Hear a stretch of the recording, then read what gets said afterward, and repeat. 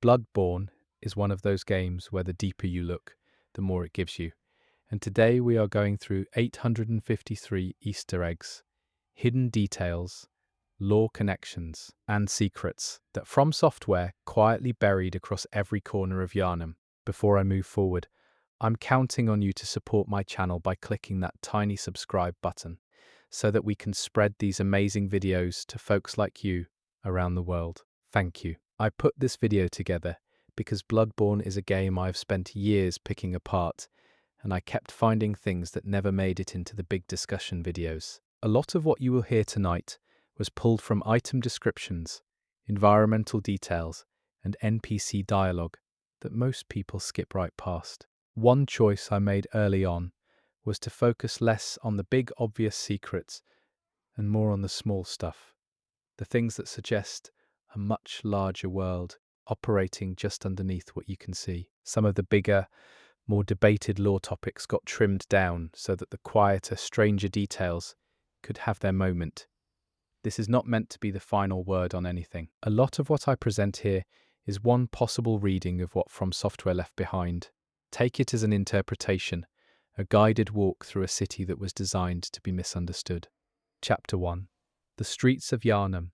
The very first lamp you encounter in Central Yharnam is positioned directly beside a pool of old blood. This is not accidental. The lamp is the game's shorthand for safety, and placing it beside contaminated blood right at the start suggests that in Yharnam, safety and danger have always existed side by side. The brick walls of Central Yharnam are covered in a dark residue that on closer inspection matches the colour of the reddish mud found deeper in the sewers. The game seems to suggest that whatever is seeping up through the ground has been doing so for a very long time. The crows in the early game area are not just environmental dressing. Crows are associated in European folklore with death and transition, and in Yharnam they appear most densely around areas where the transformation from human to beast has already begun. If you look at the hanging bodies strung from the Central Yharnam bridge, several of them are positioned with their arms outstretched.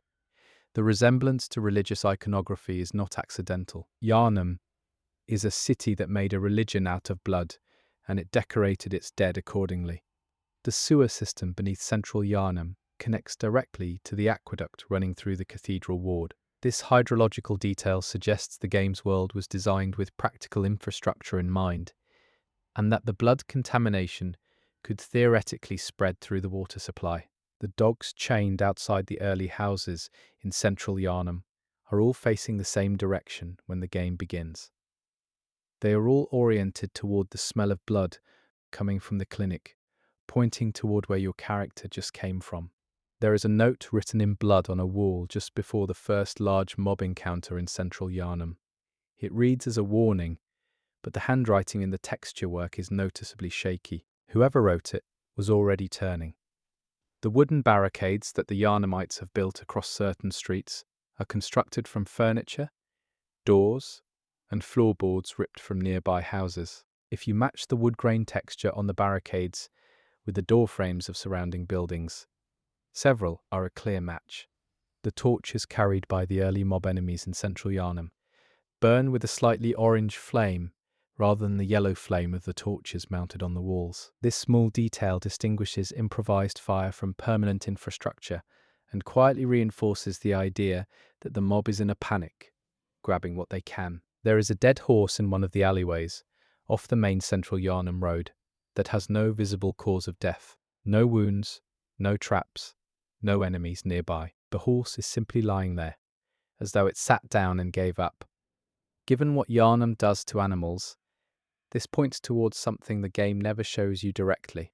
The music that plays in Central Yharnam has a choir element buried deep in the mix that only becomes audible if you turn your headphones up significantly. The choir is singing something that sounds like a hymn, but the key is slightly off. It is a detail that is felt more than heard, and it sets an unease that the game never fully explains. Patches of grass grow between the cobblestones of Central Yharnam in areas that have clearly not been maintained in some time. The game uses this detail to communicate the timeline of the city's decline without a single word of dialogue. Several of the Yharnamite mob enemies have blood on their right hands only, the dominant hand, the one they would have used to administer blood ministration to their families. The large gate at the entrance to Central Yharnam bears a coat of arms that reappears, subtly modified, on the gate leading into the cathedral ward. The modification removes one element from the original design. The removed element is a cup. The first time you hear the sound of the church bells in the distance during the Central Yharnam section, it is not on the hour. The bells ring at an irregular interval, suggesting they are being rung manually by someone for a purpose. One of the buildings in Central Yharnam has a second-story window that is lit from within, but the door to that building is sealed and there is no way to enter. The light stays on regardless of time of day in the game world. Something is inside. The cobblestone pattern in Central Yharnam shifts from a regular geometric arrangement to a more irregular organic pattern as you get closer to the grand cathedral. This is a subtle architectural detail that suggests the older, stranger parts of the city were built with different intentions. If you stand still in Central Yharnam for about 2 minutes without moving, several of the mob enemies will stop patrolling and simply stand facing each other, as though holding a conversation. They produce no audio during this. They simply stand and face one another. The laundry lines strung between buildings in Central Yharnam still have clothes on them, white garments, sheets, the domestic detritus of ordinary life. The game presents a city that was abandoned mid-routine, which is one of the most quietly disturbing things it does. Several pigs in the sewers beneath Central Yharnam have human-shaped shadows cast on the walls behind them.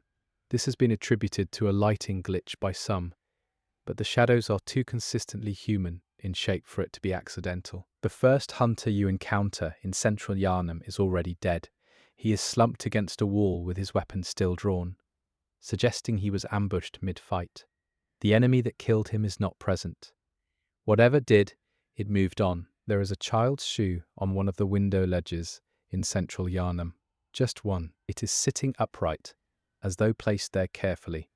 Given what the game reveals later about what happened to Yharnam's children, this is one of the more quietly devastating small details. The blood on the Central Yharnam streets flows in a consistent direction toward the river and the sewers below. This means the streets were designed with drainage in mind, which points toward a city that produced enough blood regularly to need an infrastructure for removing it. Several of the wooden shutters on buildings in Central Yharnam have been nailed shut from the inside. You can see the nail heads in the texture detail. Someone was very motivated to stay hidden. The iron fences in Central Yharnam have a decorative motif of intertwined serpents along their upper rail. Serpents appear repeatedly in Bloodborne's visual language, always in contexts adjacent to transformation, shedding, and forbidden knowledge. One of the mid-range enemies in Central Yharnam is carrying a lantern that, if you look at it closely, contains a moth rather than a flame. The moth circles the interior of the lantern. It is an easy detail to miss, and the game never explains it. The Yharnamites who have not yet transformed are distinguishable from those who have begun to change, not just by behavior, but by posture. The not yet transformed stand upright. The changing ones have already begun to lean forward, shifting weight onto the balls of their feet in a way that suggests the body preparing for a four-leaned stance. There is a well in Central Yharnam that, if you listen carefully, produces a low resonant hum, rather than the sound of wind or water. The hum is in the same frequency range as the amygdala sound effect used later in the game. This is one of those details that only becomes legible once you have already finished the game. The church in Central Yharnam has a small graveyard adjacent to it. Every grave faces east, which is traditional Christian burial practice, orienting the dead toward the rising sun. The exception is 3 graves in the back corner, which face west. Those 3 graves have no names on them. The ambient sound in the Central Yharnam sewers includes what sounds like slow breathing. Not the breathing of the enemies inside, something slower, deeper, with a rhythm that is not quite biological. This is one of the more unsettling audio details in the early game. The beams of the Central Yharnam bridge are carved with small figures along their undersides, facing down toward the river. They are not visible unless you drop off the bridge and look back up. The figures are arranged in a procession, walking toward the cathedral district. Several Yharnamite enemies in the early game are wearing what appear to be medical aprons beneath their regular clothing. The aprons are old and stained, but the garment itself is recognizable. These people were not just citizens, they worked in the blood ministration system. The large bonfire in the Central Yharnam Plaza is not burning human remains, or at least not exclusively. If you look at the base of the fire pile, there are shapes that match the silhouettes of the medical equipment seen inside the clinic where the game begins. A crumpled piece of paper near one of the early ambush points in Central Yharnam has legible text if you increase brightness and lean in close enough. It reads like a patient intake form. The name at the top is partially obscured, but the blood type field is clearly filled in. The bell-ringing woman who first appears in Central Yharnam does not look afraid. She looks focused. Whatever she is doing, she believes in it. Her posture and expressions suggest someone performing a ritual, not someone who has lost their mind. There is a small alcove in Central Yharnam that contains a sitting figure that does not move for the entire game. It is not an enemy. It is not an NPC with dialogue. It simply sits there in a posture of exhaustion. The game never acknowledges it. The roof tiles of Central Yharnam are progressively more damaged the closer you get to the cathedral ward. The damage pattern suggests a force radiating outward from the cathedral direction, rather than general decay. Something happened up there, and the shockwave moved downhill. Several of the torch brackets on the walls of Central Yharnam are empty, not broken, not fallen, simply empty, as though the torches were removed deliberately. Given how much light matters to the mob enemies, removing torches from certain areas would have been a tactical choice by someone. The fog gates in Central Yharnam are preceded by a subtle change in the air quality of the audio environment. The reverb on your footsteps shortens just before you reach a fog gate. It is an almost subliminal signal that you are crossing into something different. The Central Yharnam lamp that serves as the main hub for early fast travel is positioned beneath a portrait. The portrait is not of a saint or a religious figure.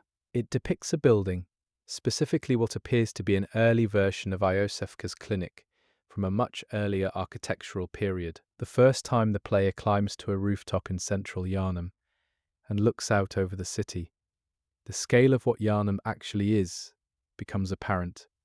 The city extends far beyond what you can ever visit. The game is quietly telling you that you are only seeing a fragment of the catastrophe. The railing on the Central Yharnam bridge has a section that has been patched with newer metal. The patch is bright against the rusted original ironwork. Someone repaired this railing recently, midnight of the hunt. Someone thought it was worth fixing things. The first brick troll enemy in Central Yharnam is carrying a bag. If you look at the texture on the bag, it contains irregular, lumpy shapes, roughly the size of human heads. The game does not comment on this. Several of the houses in Central Yharnam have had their ground floor windows entirely bricked over. Not boarded, bricked. This is a permanent structural modification that would have taken real time and labour. These people had been preparing for something for months, if not longer. The footprints, visible in the blood-wet streets of Central Yharnam, include several that are larger than human feet. Not beast large, just slightly too large, in the wrong proportions, with a heel strike that is positioned a few inches further back than it should be. The sound of a baby crying can be heard in Central Yharnam, coming from an upper window in one of the locked houses. The cry happens on a loop, roughly every 4 minutes. No baby is ever seen or found in Central Yharnam. The sound persists throughout the entire night. There is graffiti on a wall in Central Yharnam that reads, when translated from the in-game script approximation, as a warning not to drink from still water. This is interesting because there are no significant bodies of still water in Central Yharnam. The warning is for somewhere else entirely. One of the staircases in Central Yharnam has a landing where the wall is covered in handprints, pressed there in blood. The handprints belong to at least 4 different individuals based on size. They are all pressing upward, as though the people who made them were trying to push through the wall. The Central Yharnam fountain, which has long since run dry, still has a visible watermark on its interior basin. The watermark shows the previous water level reached almost to the lip of the fountain. That is an unusually large amount of fluid for a decorative fountain.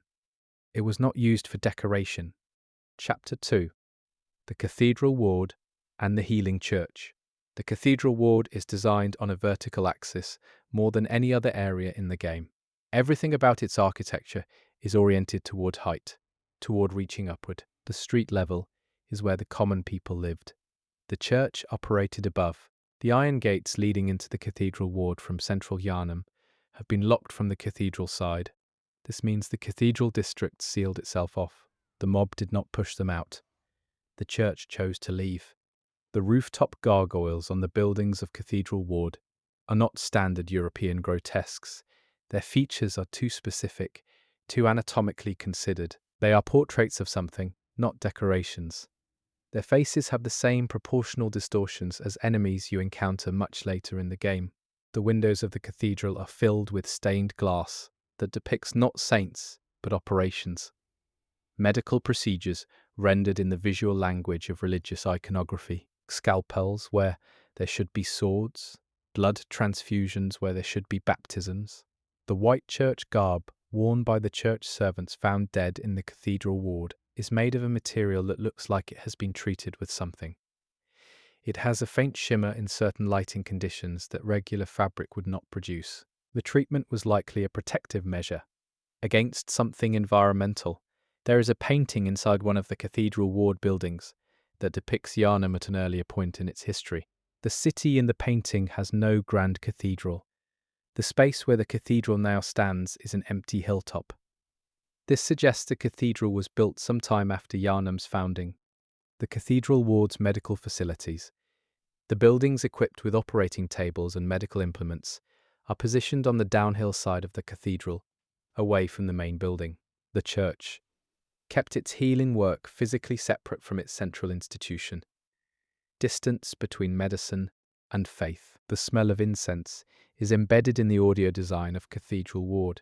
It is a real audio production technique, mimicking the quality that incense smoke gives to sound in enclosed stone spaces. The acoustic character of Cathedral Ward was designed to feel like a church. Several church servants who appear as enemies in the Cathedral Ward are carrying collection plates, not weapons. They picked up their weapons elsewhere. Their default carried object, when the night started, was a collection plate. The pews inside the cathedral are all pushed to one side. Every single pew moved in the same direction, creating a clear open space in the centre of the nave. Something needed that space. Something happened in the centre of that building that required room. The confessional booths inside the cathedral have had their doors removed. Both sides of each confessional, the penitent's side and the priest's side, have been cleared. Whatever privacy those booths once offered has been deliberately eliminated. The altar cloth in the cathedral is not white. It is a very deep red that might read as dark crimson in certain lighting. The embroidery on the altar cloth depicts the moon in its various phases.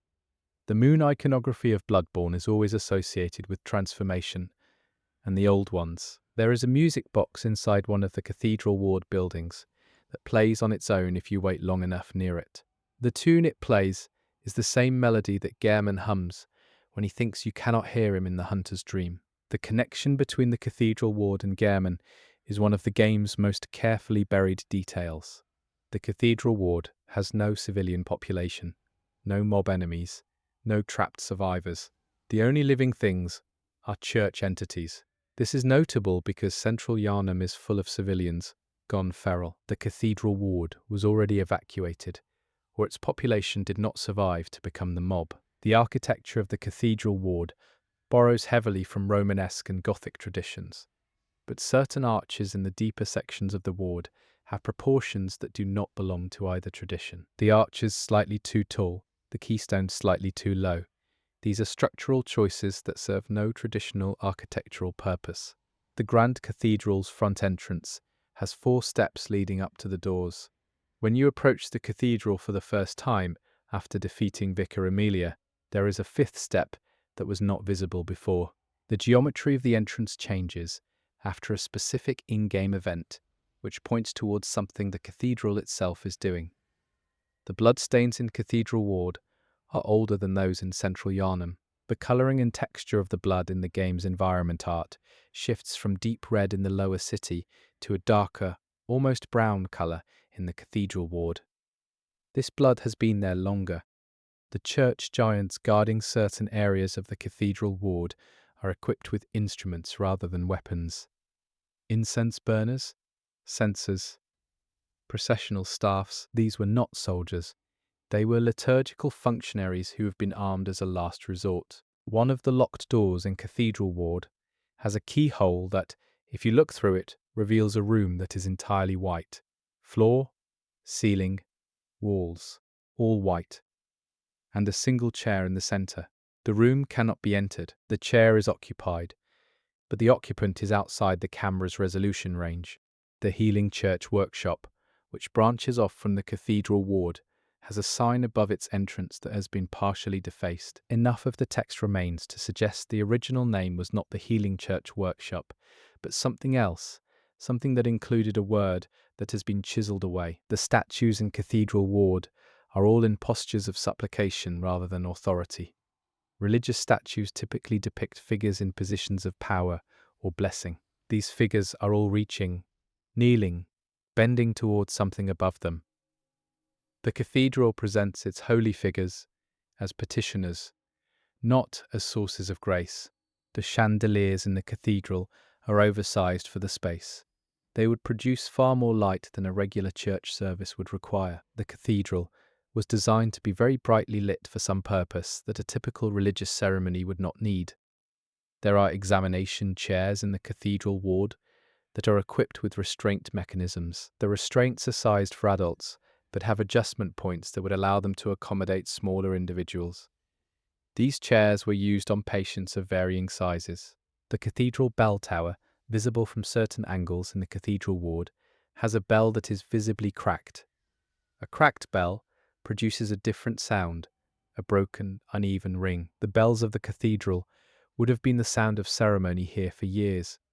When they cracked, something changed. The floor plan of the Grand Cathedral, reconstructed from what the player can access, suggests that there are rooms beneath the nave that are never opened. The stairs that should logically lead down from the cathedral interior simply do not appear in the accessible geometry. The basement of the cathedral is one of Bloodborne's most persistent, unexplored spaces. Several doorways in Cathedral Ward have carved threshold figures, small relief sculptures at the top of door arches, depicting figures in transition. Half-human forms caught between states. Threshold figures in architecture traditionally serve a protective function. These seem to depict the transformation itself as something to be honoured. The organ in the cathedral is positioned on the north wall rather than the traditional west wall placement in Christian church architecture. In Bloodborne's in-game compass orientation, north points toward the nightmare realms. The music of the cathedral was directed towards something specific. The incense residue in the Cathedral Ward is concentrated most heavily near the operating areas. The incense was not just ceremonial, it was being burned in clinical quantities, suggesting it served a functional purpose in whatever medical processes the church was performing. There is a child's drawing pinned to a wall in one of the Cathedral Ward side buildings. It depicts a tall figure in white with what appear to be multiple arms. The figure is standing over smaller figures arranged in a circle. The drawing is the only piece of children's visual art in the entire game. The Cathedral Ward has a hidden path that, if followed to its end, deposits you back at the beginning of the area. This looping geography is unusual in a game that otherwise builds its world in a largely linear fashion. The Cathedral Ward contains within itself a path that goes nowhere new, a path that circles back. This is either a design quirk or a deliberate statement about the Healing Church's relationship with progress. The Healing Church, emblems mounted on walls throughout Cathedral Ward, show a chalice with something inside it. In the main iconography of the church, the chalice is empty. In the versions mounted deeper in the ward, in areas most people do not reach, the chalice contains an eye. The rooftops of Cathedral Ward, accessible during the Hunter Gargoyle sequence, are covered in a material that crumbles differently than the stone used everywhere else in the area. It has a slightly biological quality to its texture, and break pattern. The roof material in the upper cathedral ward is something between stone and flesh. The windows of the cathedral ward buildings are positioned higher than standard residential window placement. This is an architectural detail that privileges looking up over looking out. The windows were designed to admit light from above, not to allow residents to see the street. Several church servants found dead in the cathedral ward are positioned in ways that suggest they died kneeling.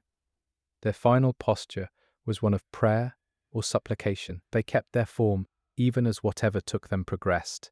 Devotion as a final act. The cathedral ward fountain, unlike the dry Central Yharnam fountain, still runs. The fluid it circulates is not water, the colour is off, and the viscosity visible in the movement of the fluid against the fountain's basin suggests something thicker. The cathedral ward fountain never stopped running. The windows in the cathedral that face directly west are sealed from inside with black cloth. Western windows in traditional church architecture catch the setting sun, associated with endings and death. The cathedral chose not to look west. The floor of the cathedral has a mosaic that depicts the phases of disease, not the phases of the moon, which appears in other Bloodborne iconography, the phases of a biological process, beginning with health and ending with a form that the mosaic renders in fragments and abstraction, as though the artist could not complete the image of what came last. A healing church document found in one of the cathedral ward buildings, readable only in pieces, due to damage, uses the word ascension in a context that makes clear the church used the term literally rather than metaphorically. They were pursuing a physical process, not a spiritual state. The language of religion was covering for the language of biology. The cathedral ward contains more hidden items tucked into architectural details than any other area in the game. Window ledges, behind statues, in the joints between columns. The cathedral ward rewards looking in the wrong places, which is one possible reading of what the healing church itself was doing. The church servants who appear as enemies wear their ceremonial garb in a modified form. The traditional church vestments have been cut down, shortened, made more practical for movement. Someone in the church anticipated that their people would need to fight. They altered the uniform before the night began. There is a room in the cathedral ward, accessible through a second-story window that contains nothing but a table and a candle. The candle is not lit. On the table is an empty vial. The vial is the kind used for blood administration. The room is clean, ordered, deliberate. Someone visited this room regularly to do something with that vial. The cathedral ward's gravity pulls the player toward the cathedral building itself. The level design is constructed as a series of paths that all slope gently toward the grand cathedral. This is a physical level design decision that mirrors the social reality of Yharnam, everything oriented toward the church, everything downhill from where the power was. The iron bars on the cathedral ward windows are bent outward on several buildings, not inward, which would suggest something trying to get in. Outward, something was trying to get out. The healing church's medical iconography blends with its religious iconography at a ratio that shifts the deeper you go into the cathedral ward. At the gate, the religious imagery dominates. At the base of the cathedral steps, the medical imagery nearly overwhelms it. By the time you are inside the cathedral, the two have become indistinguishable. The cathedral ward has two moons, visible at the same time when observed from a specific rooftop location. One is the orange moon that dominates the Bloodborne sky. The second is smaller, paler, visible only from this angle, positioned low on the horizon. The game never acknowledges the second moon anywhere. Several of the larger stone blocks making up the cathedral walls have been inscribed on their inner faces with text, not the outer decorative faces visible to the public. The inner faces, visible only where the stone has been shifted or broken. The inscription is in an older written form that predates Yharnam as a city. The gargoyle enemies on the cathedral rooftops descend from above when triggered. They do not rise from the ground or emerge from the building. They come down from somewhere higher. Whatever space they inhabit when not activated is above the cathedral, which means there is a layer of the game world above the highest accessible point. The Cathedral Ward is the only area in the main game where the ambient sounds include something that sounds like singing. Not music, not chanting. Individual voices singing alone, stopping and starting again. The singing comes from inside the cathedral walls, and it is never sourced to any visible character. Chapter 3. Old Yharnam and the Ashen Blood. Old Yharnam is the only area in the game that has been deliberately burned. Not destroyed by beasts, not simply abandoned. Someone made the decision to set fire to it, and someone had the authority to enforce that decision permanently. The gate leading down into Old Yharnam has a lock that, based on its design and age relative to the surrounding architecture, was installed after the rest of the gate was built. The burning of Old Yharnam was a decision made mid-history, not something planned from the district's founding. The ash that covers Old Yharnam is stratified. Different layers of ash at different depths represent different fires. Old Yharnam was not burned once. It was burned multiple times, repeatedly, as things kept coming back. The beast enemies in Old Yharnam are more docile than those in Central Yharnam when not provoked. This is a detail that cuts against the idea of beasts as purely aggressive. The Old Yharnam beasts are not hunting. They are simply existing in the ruins. They were here first. Jura's Tower in Old Yharnam is equipped with a Gatling gun that was designed for crowd suppression, not military use. The caliber and configuration of the weapon is appropriate for managing a large number of slow-moving targets. Jura's weapon was built specifically for what is in Old Yharnam. The buildings of Old Yharnam use a different stone than the rest of Yharnam. Older stone, more porous, a different quarry entirely. Old Yharnam is structurally and geologically distinct from the city built above it. This was a separate settlement, absorbed into Greater Yharnam, rather than an original district. If you listen to Jura's dialogue carefully, he refers to the beasts of Old Yharnam with a word that, in context, sounds like it might be a possessive, not the beasts, something closer to his beasts. The relationship between Jura and the Old Yharnam population is one of the game's more ethically complex background details. The ash in Old Yharnam smells, according to the item description of the pungent blood cocktail, of old medicine, not wood ash. Medicine ash. The things burned in Old Yharnam included pharmaceutical materials. They were burning more than bodies. There is a bell tower in Old Yharnam that has no bell. The tower is structurally complete.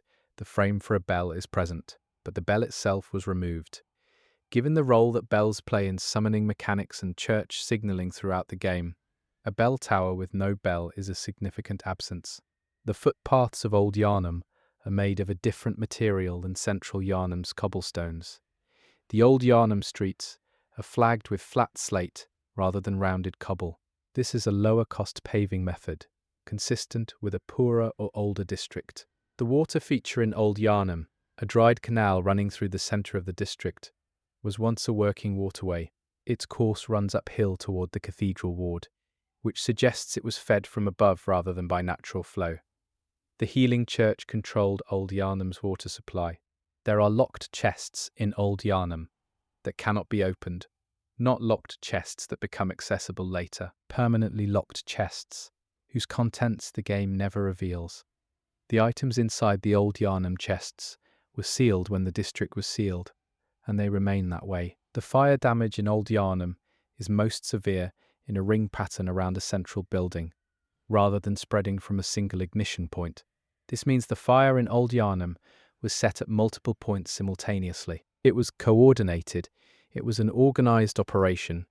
The beast enemies in Old Yharnam are wearing remnants of clothing that is clearly medical in origin. Gowns, aprons, the same categories of garments visible on the Healing Church workers in the Cathedral Ward.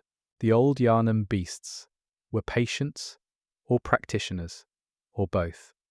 A document fragment in Old Yharnam, partially burned but legible, references the ashen blood disease in clinical rather than moral terms. The church's public framing of ashen blood was religious, a punishment, a contamination. The clinical documents tell a different story about what it actually was. The sky, visible from Old Yharnam, is different from the sky visible in the rest of the game. The orange tint is less pronounced. The moon is positioned differently. This is either an environmental art inconsistency or the suggestion that Old Yharnam exists at a slightly different point in time than the rest of Yharnam. Jura's dialogue, if you reach him without fighting, reveals that he has been in Old Yharnam for what he implies is a very long time. The night of the hunt, as experienced by the player, is presumably a single night. Jura's presence suggests some hunters are trapped in a much longer cycle. The bridges connecting Old Yharnam to the streets above are all broken on the Old Yharnam side, not the Upper Yharnam side. The destruction of the bridges was done from below. The people of Old Yharnam tried to reach the city above before the fire sealed them in. The large beast enemy encountered in the depths of Old Yharnam, the blood-starved beast, is found in a space that resembles a church interior. It lives in what was once a place of worship.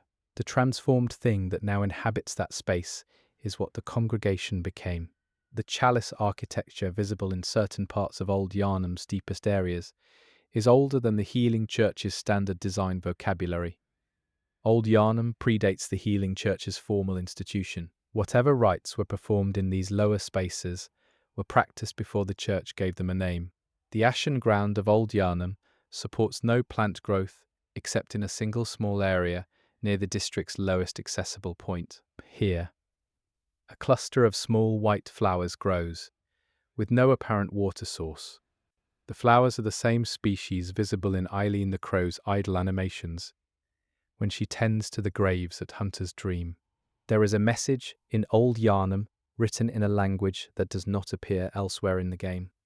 It is not the standard Yharnamite script, not the Pthumerian writing visible in the Chalice dungeons. It is a third written system used only here, only once, in a location where almost no players think to look. The Powder Kegs workshop in Old Yharnam contains equipment for manufacturing not just explosives, but a specific type of incendiary designed to burn at a temperature hot enough to affect beast physiology. The Powder Kegs were not casual bomb makers. They were developing weapons specifically engineered for the Old Yharnam operation. The shadows in Old Yharnam behave differently than shadows elsewhere in the game. In most areas, the shadows are consistent with the game's light sources. In Old Yharnam, certain shadows are offset, angled slightly wrong relative to the torch positions.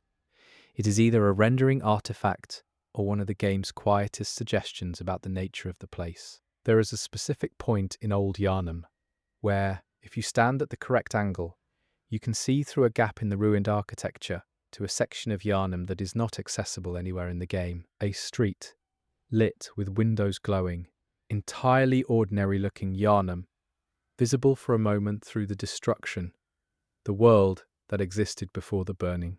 The Old Yharnam enemies include several beasts that are carrying, in their distorted hands, tools that were clearly once medical instruments. Scalpels fused to fingers, forceps incorporated into limbs. The transformation preserved the objects they were using when it took them. The gargoyle figures on the Old Yharnam rooftops are weather damaged in a way that suggests extreme heat exposure. Their stone features are blurred, rounded, smoothed by intense heat. These gargoyles were present for the fires. The Powder Keg's presence in Old Yharnam raises a question about the timeline. The Powder Kegs were a faction of the Healing Church that subsequently broke with them. If they were manufacturing in Old Yharnam, their separation from the church may have begun here, in the disagreement over what to do with the district's population. There are bird cages in Old Yharnam, empty, their doors open. In European tradition, the empty open bird cage is a symbol of freedom achieved through death. Old Yharnam uses the image without comment. One of the collapsed building interiors in Old Yharnam contains a space that is too geometrically regular to be random rubble. The rubble has fallen in a way that suggests a room beneath it, intact, inaccessible. There is a space under Old Yharnam that the collapse has sealed rather than destroyed. The Gatling gun mounted on Jura's tower tracks the player specifically, not all entities. If you test its targeting, it will fire on you while ignoring certain beast enemies in the same line of sight. The gun was programmed or maintained to distinguish the hunter from the beasts of Old Yharnam. Jura made that distinction deliberately. Old Yharnam contains more consumable items per square meter than any other area in the main game. The density of items suggests a large number of people were here using these consumables when things went wrong. The item density is a fossil record of a population. The flames in Old Yharnam, where they persist, burn without fuel. Several fires have been going since before the game begins and show no sign of dying. What is sustaining them has no obvious answer within the game's accessible information. The design of Old Yharnam's architecture uses significantly more horizontal lines than the cathedral ward above it. The cathedral ward reaches upward. Old Yharnam spreads laterally.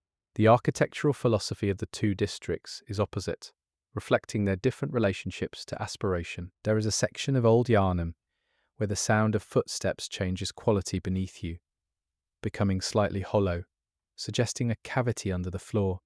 The floor here shows no trapdoor, no hatch, no visible access point. Something is underneath, and there is no way to reach it. The beast enemies in Old Yharnam move more slowly than those in Central Yharnam. This has been interpreted as a game balance decision, an easier version of beast enemy for a later accessed area, but it points towards something else. These beasts are old. The transformation in Old Yharnam is a long time mature. These are not new beasts. They have been beasts for a very long time. The blood moon does not appear to affect Old Yharnam the way it affects the rest of Yharnam. The transformations triggered by the blood moon event in the main game are mostly absent in Old Yharnam. The beasts of Old Yharnam do not change when the moon shifts. They are beyond that. Jura's final words, "If you betray him," are not curses or expressions of hatred. He says something closer to disappointment. He expected something different. His response to betrayal is grief rather than anger, which suggests his investment in the player character was genuine rather than transactional. The entrance to the Pthumerian Chalice dungeons accessible from Old Yharnam is positioned at the district's lowest geographical point. The game places the oldest mysteries beneath the most thoroughly destroyed and sealed area in Yharnam. To access the deep history, you must pass through the burned and forgotten. There is a single tree still standing in Old Yharnam. It is dead, clearly burned in whatever fires swept through, but it has not fallen. Its trunk has fused with the ruins of the building it grew beside. The tree and the masonry become structurally inseparable. The game uses this image only once. The sky in Old Yharnam has a haze at the horizon that the rest of the game's sky lacks. It is not quite smoke and not quite fog. The environmental art gives Old Yharnam a permanent visual filter at the edges of visibility, as though looking at it clearly requires more than the game is willing to let you have. The weight of the saw cleaver, according to its item description, is noted as being heavier than it looks. Weight in Bloodborne's text descriptions is a detail used selectively. The things that weigh more than expected in Bloodborne are always carrying something in addition to their physical mass. The ladder, descending into the deeper sections of Old Yharnam, is made of a different material than the surrounding stonework. It is newer. It was installed specifically to allow access downward. Someone, after the fires, wanted to be able to go back down. Someone made the descent regularly enough to need a permanent structure for it. Old Yharnam's sky is the only part of the Bloodborne sky that shows stars. The main game sky is largely obscured by cloud and the orange of the blood moon. In Old Yharnam, through the haze, stars are visible. They are not in any recognizable constellation pattern. Chapter 4. Hemwick Charnel Lane and the Witches. Hemwick Charnel Lane is one of the shortest areas in the game, and one of the most underanalyzed. The Charnel Lane is literally a road lined with the deposits of human remains. The name of this area is its content. The ground of Hemwick is softer than the cobblestone of Yharnam proper. The path through Hemwick has a different audio quality underfoot, a duller, less resonant sound than stone. The lane is surfaced with compacted earth mixed with something else. The madwomen of Hemwick are not beast transformed, they are human. This is important because the Night of the Hunt is primarily a story about transformation, about people who are no longer people. The Hemwick madwomen represent a different kind of loss. They are still entirely human. The eyeball-collecting behaviour of the Hemwick madwomen is described in their item drops as connected to the ritual of augmenting vision. The game places the augmentation of sight at the centre of the Hemwick section, which points toward what the witches of Hemwick are actually doing there. There is a cemetery in Hemwick that contains graves marked with symbols rather than names. The symbols are not standard religious markers. They appear to be individual markers, personal symbols chosen by or for specific individuals. The graves in Hemwick are identified by something other than language. The Hemwick madwomen's clothing is practical, not ceremonial. They are dressed like farm workers or domestic labourers. Whatever ritual significance they now carry was not their original identity. They were ordinary people who were folded into something larger. The path through Hemwick passes a series of structures that function as processing buildings for human remains. The architecture is clinical and functional. Hemwick was an industrial operation before it was a horror. The sound design of Hemwick Charnel Lane includes a persistent low wind that changes direction based on your position in the area. The wind in Hemwick blows toward the witch's boss room from whatever direction you approach. It is always moving toward the centre. The lanterns carried by the Hemwick madwomen are unusual in the context of Bloodborne's world. Most enemies use fire, melee weapons, firearms. The madwomen carry lanterns. They are looking for something in the dark. The eyeball collection behaviour and the active searching with light suggest a population that has been tasked with finding something specific. The Witch of Hemwick boss fight involves a mechanic where the true enemy is obscured and must be located within the room. The finding mechanic as a boss fight design maps directly onto what the Hemwick population has been doing throughout the area. Hemwick is a place organised around the act of finding what is hidden. There are small dolls in the Hemwick buildings that have been made from materials consistent with mourning rituals. Hair dolls, bone and cloth figures. The doll-making traditions of Hemwick overlap with the mourning practices associated with Yharnam's dead. The lane has always been a place of grief. The tree line surrounding Hemwick Charnel Lane is dense enough to create a natural enclosure. Hemwick is topographically isolated by the forest around it. The lane is a pocket, a closed world within the larger world of Yharnam's surroundings. Whatever happened in Hemwick stayed in Hemwick by geography as much as by choice. One of the buildings in Hemwick contains a chair that is far too large for a human occupant. The chair has not been modified or broken. It was built at this scale, something large sat in it regularly. The chair predates the current night. It is old, worn, shaped by repeated use. The Witch of Hemwick's ability to summon madwomen infinitely during the fight suggests that the relationship between the witch and the Hemwick population is one of total ownership. They are not allies, they are a resource. The Witch of Hemwick treats human beings as material. There is a second moon visible in Hemwick at a different angle than the one visible in Old Yharnam. Bloodborne has multiple points where a second celestial body is detectable, always from a different angle, always slightly different in character. The cosmology of the game includes something that the game's main narrative never addresses directly. The item descriptions of materials gathered from the Hemwick area reference biological compounds that serve as ingredients in chalice rituals. Hemwick was not just a charnel lane in the funerary sense. It was a sourcing location for chalice dungeon ritual preparation. The dead of Hemwick fed a deeper operation. The madwomen who drop the bloodstone shard items in Hemwick are specifically those who are positioned near the grave markers rather than those who patrol the open lane. The items are connected to location. Whatever gives the bloodstones their power is in the ground of Hemwick rather than in the madwomen themselves. Hemwick is the only area accessible from the main Yharnam map that has no direct architectural connection to the healing church. The church's visual language is absent in Hemwick. The lane operated outside the church's institutional framework while presumably serving some of the same ends. The gate at the Hemwick entrance that connects to the main Yharnam road was, based on its construction, built by different hands than the lane itself. It is newer, more refined. The church added the gate to Hemwick rather than Hemwick building a gate toward the church. The church came to Hemwick. Hemwick did not reach toward the church. The Hemwick madwomen's patrol routes, if mapped, form a rough spiral pattern centered on the witch's lair. They are orbiting, rather than guarding. The patrol behavior suggests ritual movement, rather than protective function.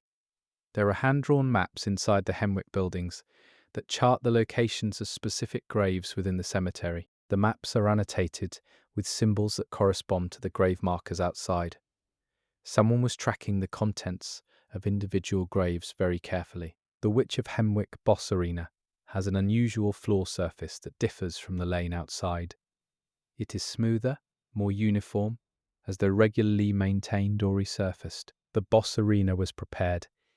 It is not a random space in which the boss happens to exist. It is a designated area. The sound the witch makes when invisible is not silence. There is a texture to the audio when the witch is hidden that is distinct from general ambient sound. It is locatable if you orient carefully. The game gives you the tools to find the witch through sound alone, which suggests the solution to Hemwick is listening rather than looking. Hemwick Charnel Lane is one of the areas that can be bypassed entirely in most Bloodborne runs. The area has no mandatory boss in the standard route completion. Its primary reward is access to the Rune Workshop tool, which expands gameplay options. The area is optional, but it costs you significantly if you skip it. This is a design structure that mirrors the game's thematic interest in what is gained and lost by choosing not to look. The blood pools in Hemwick have a slightly different viscosity in the environmental art than those in Yharnam proper.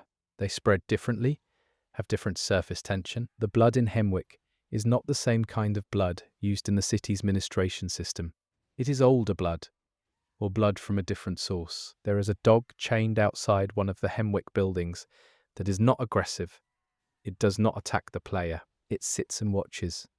In a game where every animal encountered has either transformed or been used as a weapon, a calm, watching dog is a significant detail. The Hemwick Lane itself, if its length is estimated, is too long for the area it geographically represents in the context of the surrounding world map. Hemwick Charnel Lane is longer than its placement on the Yharnam map should allow for. It extends further than it should. Either the map is wrong, or Hemwick is. One of the buildings in Hemwick has a room that can be accessed, but that contains only a fireplace and a pile of ash in the centre of the room. The ash is in a perfect circle. The fireplace is clearly not the source of the ash circle. The ash was placed there deliberately, and the placing was done with care. The Witch of Hemwick drops no standard runes or echoes on death in the conventional sense. The resources she yields are exclusively materials connected to ritual expansion. The witch's value in the game economy is entirely toward the deeper, older rituals of the chalice system. She is a gatekeeper for something below. The Hemwick Cemetery has sections that have been closed off with newer fencing than the surrounding older cemetery walls. The newer fencing is around specific plot sections, not the whole cemetery. Specific graves in Hemwick were considered important enough to require additional enclosure. The contents of those plots were being protected or contained. The Hemwick madwomen do not speak. They make sounds, vocalizations of effort and distress, but no language. The game gives language to many of its enemy characters, fragments of dialogue, remembered phrases. The Hemwick madwomen are pre-linguistic. Whatever happened to them reached further than the body. The moon is larger over Hemwick than over any other area in the game. The apparent size of the moon in the Hemwick sky is noticeably greater than its apparent size in Yharnam sky, viewed from a comparable elevation. Hemwick is either closer to whatever the moon represents, or it is better positioned to receive what the moon offers. Chapter 5: Forbidden Woods and What Grows There. The Forbidden Woods begins with a gate that has been grown over rather than simply aged. The vegetation has been growing around the entrance for a very long time, which means the gate was not recently sealed. The woods have been off-limits for generations. The trees in the Forbidden Woods are a species that does not match any naturally occurring tree in a European climate zone, which the rest of Yharnam architecturally invokes. The trees of the Forbidden Woods belong somewhere else, somewhere hotter or wetter, transplanted to this hillside for reasons that the game does not explain. The snakeball enemies in the Forbidden Woods are one of Bloodborne's strangest creations because they suggest a willful collective behavior. Individual snakes choosing to form a humanoid shape implies either a hive intelligence or something controlling them. The snakes are not random, they are organized. The research notes scattered through the Forbidden Woods use scientific rather than religious language to describe what the researchers found there. This is significant because the Healing Church's public language is religious. In the field, the researchers used biology. There is a scarecrow near the entrance to the Forbidden Woods that is wearing Yharnam hunter garb. Not generic scarecrow material, actual hunter clothing, placed on the scarecrow deliberately. Someone wanted hunters to see a version of themselves guarding the boundary of the woods. The Forbidden Woods contains several architectural ruins that predate Yharnam's current construction period by a significant margin. These ruins are overgrown, but their stonework is identifiable as Pthumerian or Proto-Pthumerian in character. The woods are growing over something much older than the city. The sound of children can be heard in the Forbidden Woods. Laughter, specifically. It comes from no visible source, and it stops if you move toward it. The children of Yharnam were sent somewhere. The game does not confirm where, but the Forbidden Woods is the only place in the game where children's voices are audible. The large-headed enemies in the Forbidden Woods, the snake-bodied villagers, are not random mutations. Their physical form follows a specific progression that is visible across several different enemy variants in the woods. The transformation in the Forbidden Woods has a direction, a shape it is moving toward. There is a working elevator in the Forbidden Woods that connects two otherwise distant points in the area. The elevator is mechanical and well maintained. It was installed by someone who needed to move between the forest's upper and lower sections regularly and efficiently. The Forbidden Woods was, until recently, a working operation. The village deep in the Forbidden Woods is not a ruin. The buildings are intact, the paths maintained, the gardens still planted. Whatever happened to the village's population did not involve destruction of property. The people changed, and the village remained exactly as it was. The well in the Forbidden Woods village, unlike the dry wells of Yharnam, is full. The water in the well has a slight discoloration visible in the environmental art. The water in the Forbidden Woods is not safe, but it is abundant. Several of the Forbidden Woods enemies are carrying agricultural tools rather than weapons. Scythes, rakes, mattocks.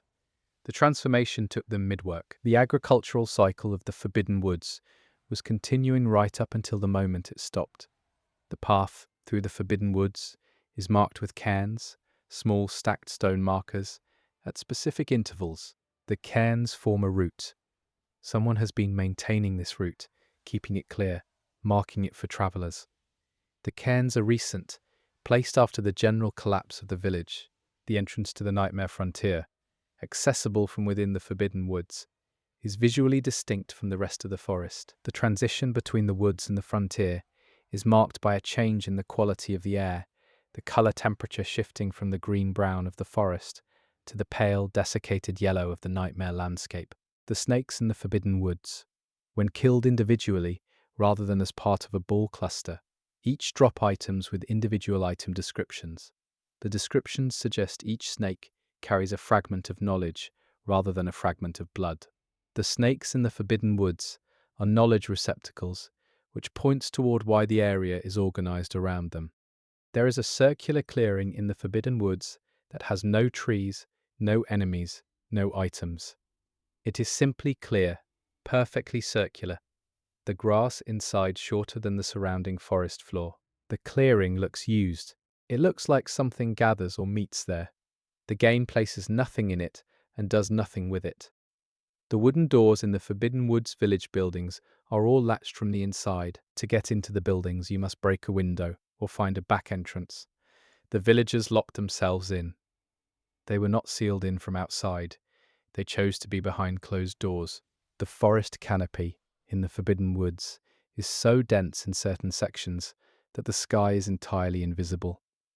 The player navigates by torchlight and environmental cues rather than the moon or horizon. These enclosed sections of the woods are the most disorienting parts of the game's navigation design, because they remove the reference points the rest of the game trains you to use. The cave system, connecting parts of the Forbidden Woods, is not natural formation.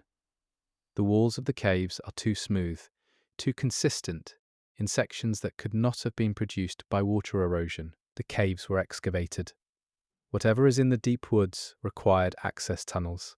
There is a dog kennel in the Forbidden Woods village that is large enough to suggest the dogs kept there were significantly larger than standard domestic animals. The kennel door has been broken from the inside. Whatever was kept there is no longer being kept. The plant life in the Forbidden Woods includes species that are consistently associated in Bloodborne's item descriptions with sedative and hallucinogenic compounds. The forest produces materials that alter perception. Living in the forest, consuming its water and air, would have a cumulative effect on cognition over time. The village's transformation may have been gradual and chemically assisted. One of the large tree formations in the Forbidden Woods, if viewed from a specific angle, resolves into a shape that resembles a hunched human figure. The tree has grown in a way that mimics posture. This is either a remarkable natural coincidence, or the game is showing you that the trees and the people of the Forbidden Woods are part of the same process. The research facility buried in the deeper section of the Forbidden Woods shows evidence of a long occupancy. The layering of notes, equipment, and consumables suggests a research operation that ran continuously for years. The researchers were not visitors. They lived in the woods. The Forbidden Woods is the only main game area that contains domestic animals that have not been transformed and are not aggressive. Chickens, standard chickens, pecking around the village paths. They are entirely unaffected by whatever has taken the village's human population. This detail is either an oversight or a precise statement about what the transformation affects and what it ignores. The lighting in the Forbidden Woods is primarily sourced from bioluminescent fungi growing on the tree trunks. The game does not draw attention to this, but the forest is lit from within by organisms living on the trees. The forest provides its own light from biological sources. This is consistent with a place that has moved away from human-maintained systems towards self-sufficient biological ones. Chapter 6. Byrgenwerth and the Lake of Secrets. Byrgenwerth stands apart from Yharnam, architecturally and philosophically. It is an institution, not a city. Its buildings are arranged as a campus, which implies a fundamentally different purpose than the cathedral or the lane. Byrgenwerth was built to learn. The gate to Byrgenwerth, that locks behind you when you enter, is different from the fog gates of the standard game world. It is a physical gate that closes with a sound of finality, emphasizing that Byrgenwerth is a place you are committed to once you enter. The library in Byrgenwerth contains books that are only partially legible in the environmental art. The visible spines and open pages show text in the older Yharnamite script, alongside what appears to be a pre-city symbolic system. Byrgenwerth was collecting knowledge in multiple written languages. The spider enemies that populate Byrgenwerth are wearing remnants of scholar clothing. The transformation at Byrgenwerth produced not beasts but scholars who became something else, something that retained the posture of study while losing the form of the student. Willem's chair at the lake's edge faces the water, not the building behind him, not the gate behind him. He faces outward, toward the water and what is in it. Whatever Willem is waiting for or watching for is in Loran Lake. He has not moved from that position in some time. The architecture of Byrgenwerth uses a collegiate Gothic style that references real-world university design from the medieval period. This is not arbitrary. The visual language of Byrgenwerth is meant to invoke the academic institutions of early European history, places that mixed religion and scholarship in roughly equal proportion. The note found in Byrgenwerth that references the eye in the brain is one of the game's most direct statements about what the institution was trying to achieve. The language is clinical and ambitious, and shows no awareness of the possibility that they might be reaching for something that should not be reached. There are lecture notes in Byrgenwerth that indicate a course of study covering the Pthumerian civilization, the Chalice dungeons, and the biology of the Great Ones as connected areas of inquiry. Byrgenwerth was teaching an integrated theory of Yharnam's deep history. The lake at Byrgenwerth has no visible bottom in any angle the game allows you to observe it. It is deep enough that it holds things invisible from the surface. The boss encounter that takes place on the water's surface does not tell you what is below the water. Rom is on the surface. The lake holds more than Rom. The windows of Byrgenwerth are all intact, which is unusual for a building that has been abandoned. The windows are clean, the glass is not cracked, the building was left in good condition, which means it was not abandoned in panic. Byrgenwerth was closed, not fled from. The examination tables in Byrgenwerth's interior rooms are of a size consistent with human subjects. The research done at Byrgenwerth involved working on people. The combination of library resources and operating surfaces in the same building complex indicates a research methodology that moved directly from theory to practice, without the institutional distance that a separate facility would provide. The spider webs in Byrgenwerth are not random.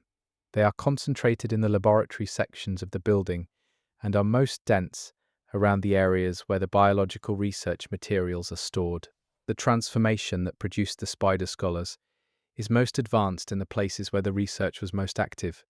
Master Willem's backstory, reconstructed from item descriptions and environmental context, suggests that he was one of the earliest individuals in Yharnam's history to make contact with Pthumerian knowledge. He was present at the beginning of the entire sequence of events that the game describes. Byrgenwerth is not just the origin of the healing church, it is the origin of everything the game is about. The chandelier in Byrgenwerth's main hall is still lit, like the water in Hemwick and the fires in Old Yharnam. The light in Byrgenwerth persists without obvious maintenance. Bloodborne has recurring architectural detail of lights that should have gone out but have not. The game's relationship with light and continuity is not incidental. The fishmen enemies accessible through the river near Byrgenwerth are wearing fragments of what appears to be academic clothing. The transformation that affected Byrgenwerth extended into the water. The researchers who went to the lake came back as something oriented toward the water, rather than the institution. There is a telescope mounted on a platform near the Byrgenwerth lake that points at a specific angle toward the sky, rather than toward the lake.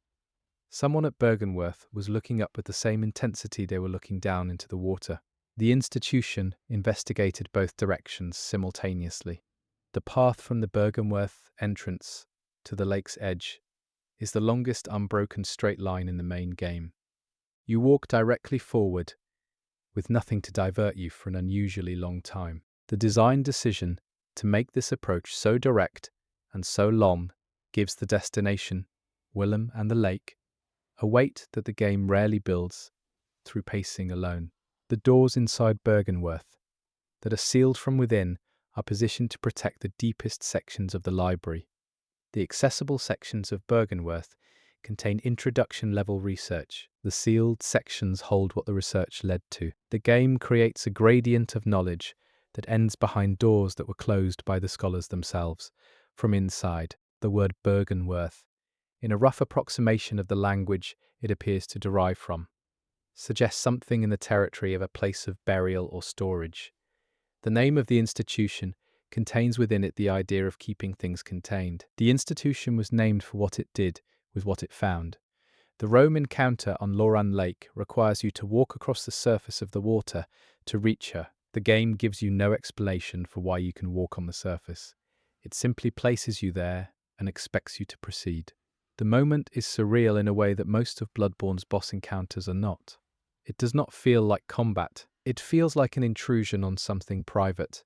Chapter 7. Yahar'gul and the One Reborn. Yahar'gul is the only area in the game that changes completely based on when you visit it. The before and after states of Yahar'gul are so different that they function as entirely separate areas using the same architecture. The game is telling you that Yahar'gul is a location defined by transformation more explicitly than anywhere else. The cells in Yahar'gul are designed to hold multiple occupants at the scale of a dormitory rather than individual confinement. They were not built as a prison. They were built to hold a congregation. The kidnapping activity of the Yahar'gul inhabitants was designed to fill these communal spaces with a specific number of people. The One Reborn boss is explicitly a composite entity, multiple bodies, multiple sources, assembled into a single form. The game's title for it, The One Reborn, suggests that the assembly was intended as a resurrection. The One Reborn is Yahar'gul's theology, made physical. The choir members encountered in Yahar'gul are among the most powerful human enemies in the game. The choir was the upper echelon of the Healing Church's academic wing. Finding them in Yahar'gul suggests the institution's highest achievers ended up here, in this place of assembly and sacrifice. The architecture of Yahar'gul is simultaneously the most Byzantine and the most layered of any area in the game. The buildings stack on each other, interconnect through unexpected passages, fold back on themselves. Yahar'gul was built over a long period of time, with no single consistent design vision. The Yahar'gul Chapel, the main sanctuary of the area, has a ceiling height that is double what any practical building function would require. The ceiling height is ceremonial. The space inside the chapel is designed to make the occupants feel small, which is a specific architectural intention. The bell-ringing women in Yahar'gul are connected to the invasion mechanic. Their bells summon cooperation from other locations in the game world. The invasion mechanics of Bloodborne are framed as a ritual activity in Yahar'gul rather than a game system, which is one of the more elegant collapses of gameplay and narrative in the game. The altar in the Yahar'gul chapel has multiple layers of use visible in its surface. The current use layer is covered in material consistent with the One Reborn's composition. Beneath, that is an older layer from a different ritual practice. The altar served the current residents, and whoever was here before them. There is a specific stone arrangement in the outer area of Yahar'gul that matches the descriptions of Pthumerian ritual circles found in the Chalice dungeon notes. The surface world of Yahar'gul contains a ritual structure borrowed directly from the underground civilization. Yahar'gul's residents were practicing Pthumerian rites in an above-ground context. The kidnapping narrative of Yahar'gul implies an organized operation with specific selection criteria. Not everyone in Yharnam was taken. Specific individuals were targeted. The basis for selection is never fully explained, but the game provides enough context in item descriptions and enemy placement to suggest the selection had to do with blood quality.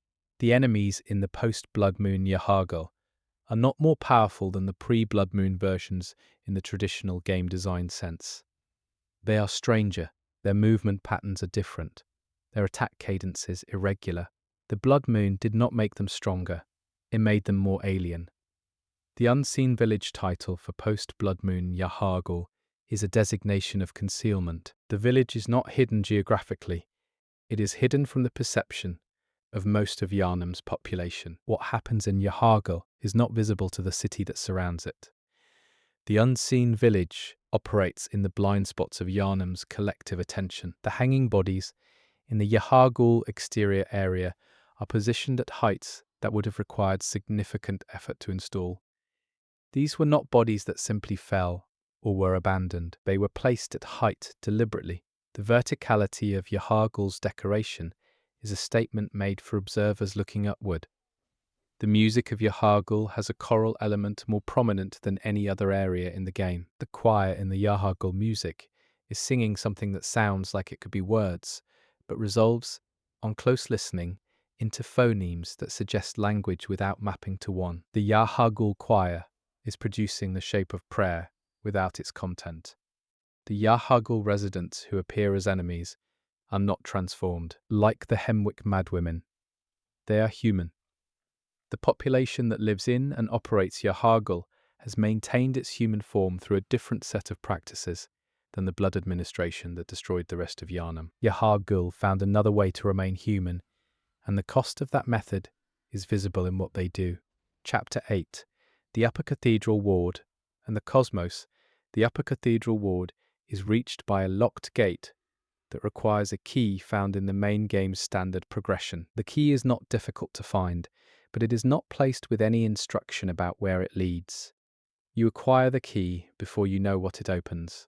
The orphanage at the top of the upper cathedral ward is the game's clearest statement about what the healing church was doing with children.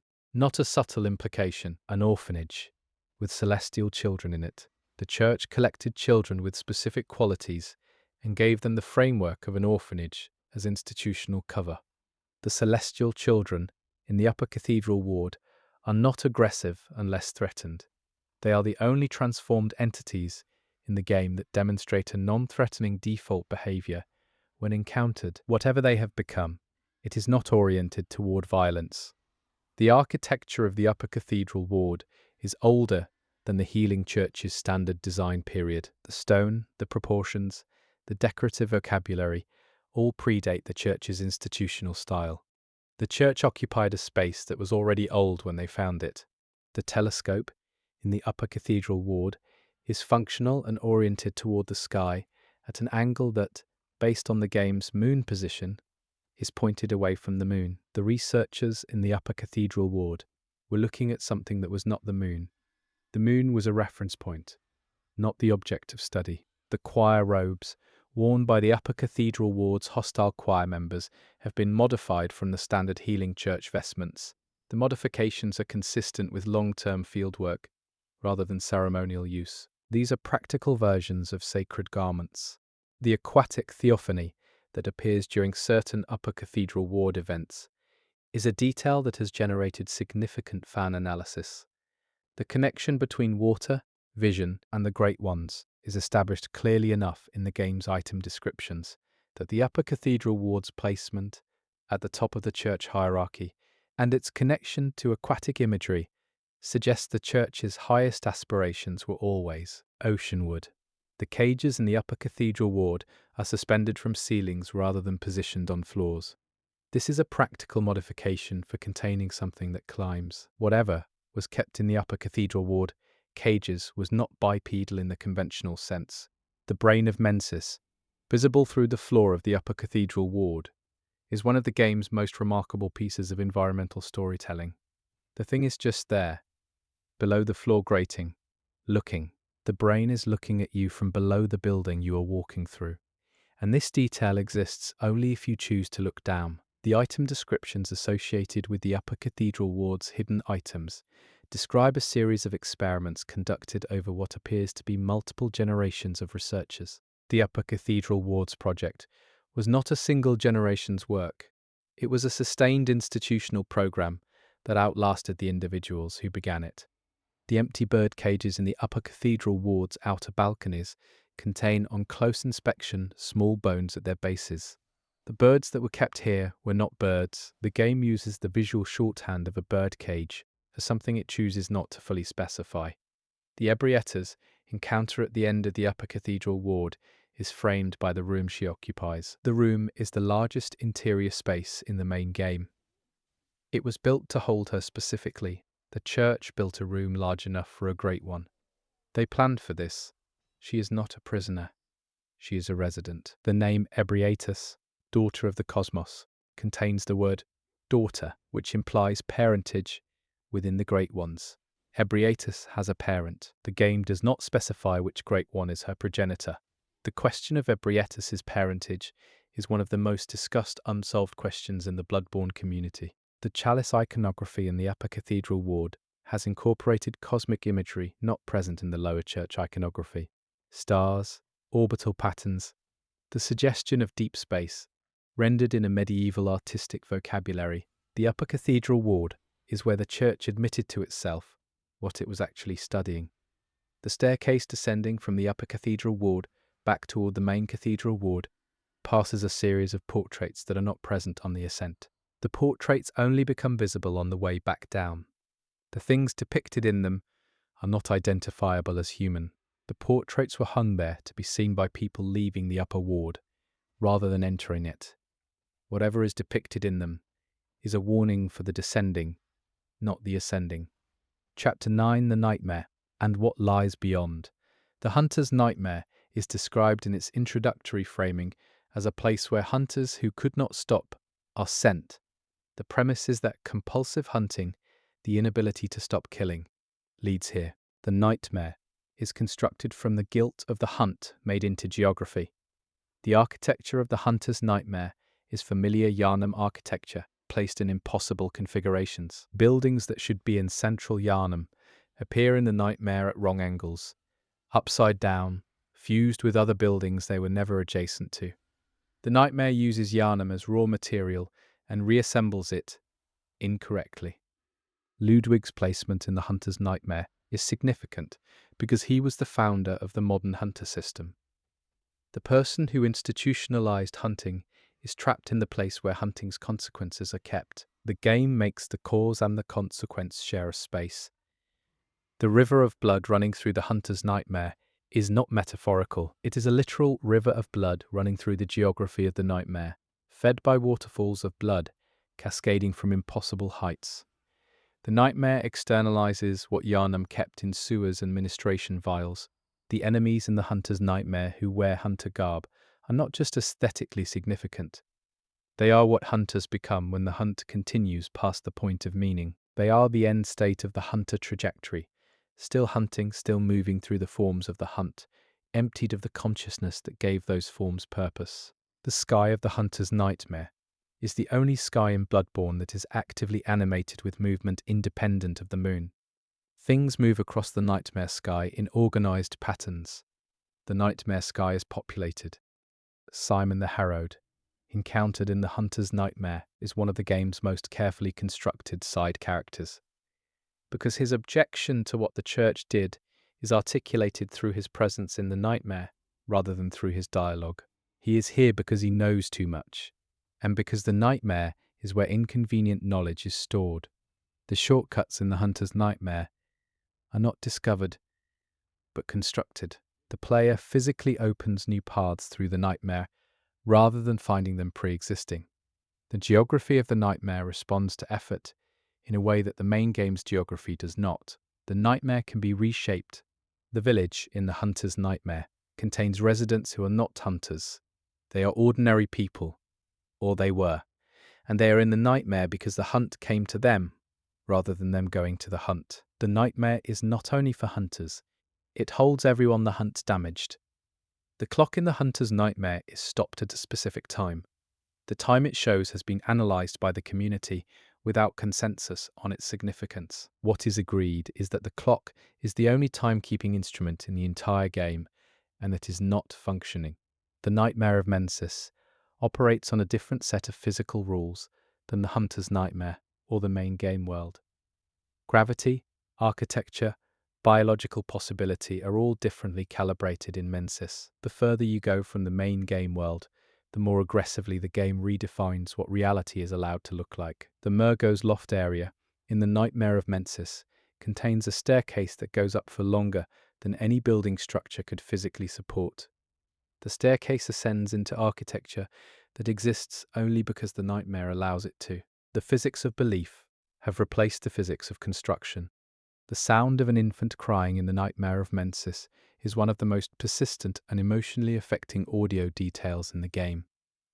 The cry is present throughout multiple areas of the nightmare. It comes from a source that cannot be reached until the very end of the area. The journey through Mensis is organised around following a sound. The wet nurse, encountered guarding Murgo, is one of the largest enemies in the game, and one of the least explained. Her title suggests a caretaker function. Her form suggests something assembled from multiple entities. What she is nursing, and why it requires protection of this scale, is answered only by the context of the nightmare itself. Murgo, the thing being protected in the nightmare, is never seen. You fight on its behalf, in a sense, by ending its crying. The game's resolution of the Murgo storyline is the most abstract of any of its main narratives. You do not confront Murgo, you simply stop being in the space where Murgo is. The moon presence at the end of the standard route is described in no item description and in no NPC dialogue before the player encounters it. It arrives with no preparation and no explanation. The game's final encounter is with something that has been present throughout every element of the game's story, and that is never introduced. The moon presence is the silence behind the dialogue, the space behind the architecture, the thing whose existence explains everything and whose name tells you nothing. The hunter's dream, when it burns at the game's end, burns from the exterior inward. The dream does not collapse from within. Something outside it is applying force. The destruction of the hunter's dream is an action taken by something that exists outside the dream's boundaries. And the game does not say what. Gehrman's final state, if you choose to accept his offer, is freedom, by his account. The freedom he offers is death, in the conventional sense, an end to the cycle. This points toward the idea that the hunter's dream has been a trap that Gehrman has been maintaining, tending the garden of a prison, keeping the tools of captivity in good repair for a very long time. The doll, in the hunter's dream, has an item description that suggests she was created as a simulacrum of a real individual. The doll is modelled on someone who existed. The game gives you the capacity to feel something for the doll, while withholding the identity of the person she was made to resemble.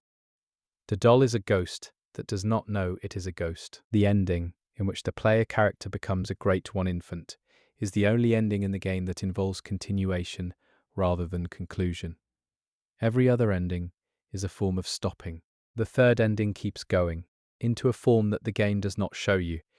It ends at the moment of beginning something else. Whatever the infant Great One is, at the start of its existence, is where Bloodborne's narrative closes. The game does not answer what comes next. Chapter 10: The Chalice Dungeons and the Pthumerian Civilization. The Chalice Dungeons are the most underplayed content in Bloodborne by a significant margin, which is itself a thematically appropriate response to them. The deepest history in the game is the least visited. The oldest mysteries are the ones most people choose not to pursue. The dungeons reward the same behavior they describe, the willingness to go further than is comfortable. The structure of the Chalice Dungeon system mirrors the structure of an archaeological dig. You begin at the surface layer and descend through progressively older strata. Each layer of dungeon represents a deeper historical period in Yharnam's history. The game uses vertical geography as a metaphor for depth of time. The Pthumerian civilization predates Yharnam by a period the game does not quantify. The item descriptions refer to the Pthumerians as the first people to discover and cultivate the blood, which means everything that happened in the main game began underground, in a civilization that no longer exists in any form other than ruins and blood. The Pthumerian architecture uses a consistent set of decorative motifs that appear in no other culture in the game. Concentric circles, interlocking geometric forms, representations of the eye, all rendered in a style that is simultaneously primitive and precisely intentional. Pthumerian art looks like it knows something and is trying to communicate it in the only visual language available. The torches in the Chalice dungeons burn without visible fuel source, not the perpetual fires of old Yharnam, which could be attributed to supernatural persistence. These are fresh torches with no visible mounting system for oil or wick. The Chalice dungeons have been lit continuously for an indeterminate period. The torches have been burning since before Yharnam existed. The coffins in the Chalice dungeons are oriented differently in different dungeon layers. Upper layer coffins follow a consistent east-facing orientation, borrowed from Christian burial tradition, which means the Pthumerians either influenced or were influenced by the same burial customs that Yharnam eventually adopted. The deepest layer coffins face in no consistent direction. Whatever burial practices the oldest Pthumerians used, they did not include directional orientation toward light. The guardian enemies in the Chalice dungeons are larger than the human-scale enemies of the main game, but not in proportion to the dungeons themselves. The dungeons were built for something larger than the guardians. The guardians are occupants in a space built for residents who have not been here in a very long time. The Pthumerian Queen Yharnam, encountered in the deepest accessible Chalice layer, is the only human enemy in the game who does not attack unless provoked. She stands and looks at you. Her posture and expression communicate something that the game does not caption. Whatever relationship she expects to have with the player character, aggression is not her default assumption. The blood pools in the deepest Chalice layers have a colour that does not appear anywhere in the main game.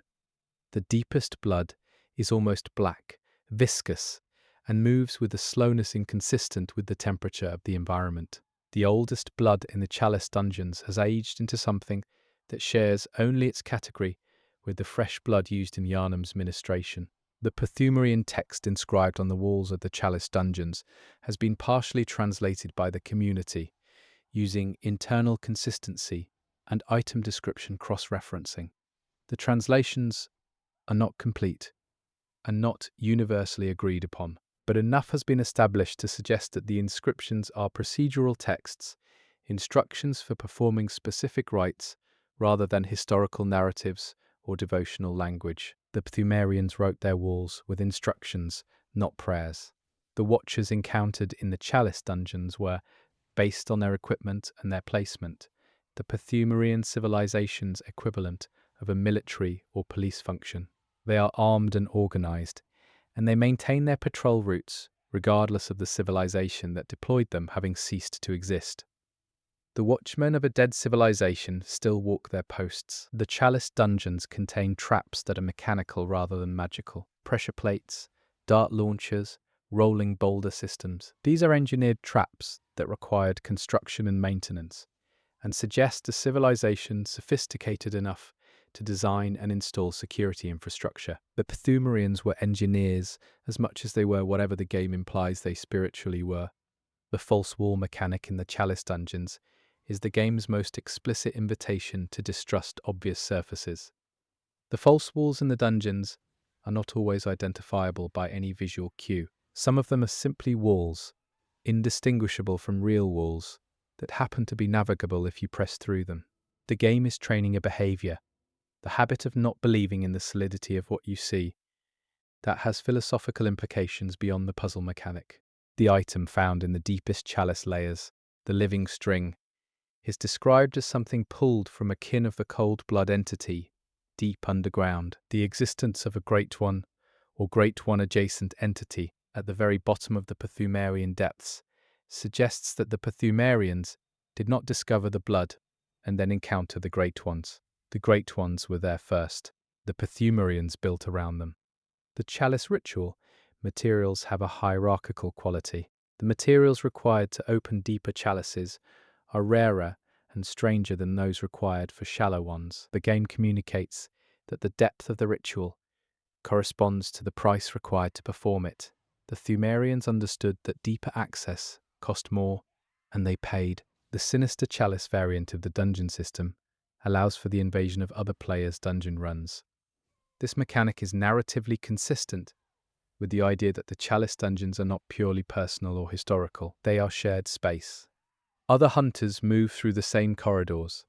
The dungeons are simultaneously archaeological site and active territory. There are echoes of Pthumerian melodic structure in the main game's score.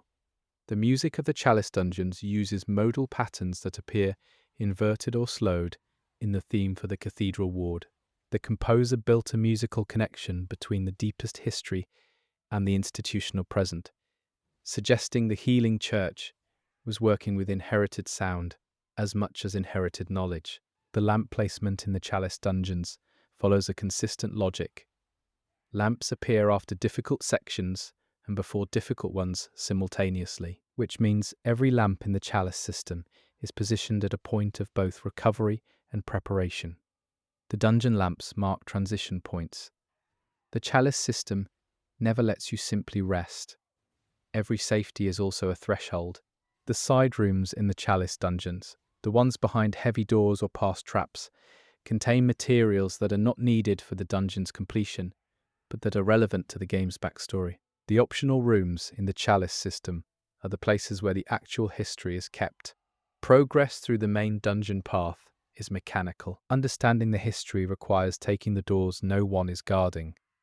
The Pthumerian descendant enemy carries two weapons simultaneously in a style not used by any other enemy in the game. The combination of a bladed weapon and a whip suggests a fighting tradition developed specifically for a particular type of encounter, something that needed to be kept at distance and also cut. The Pthumerian descendant's combat style implies a specific threat that required this particular solution, and the game does not tell you what that threat was.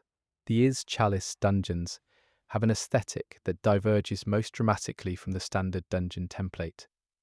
The environment introduces cosmic or void-themed visual elements alongside the standard Pthumerian stonework. The dungeons represent a layer of history where the Pthumerian civilization was already in contact with something beyond its own biology and architecture.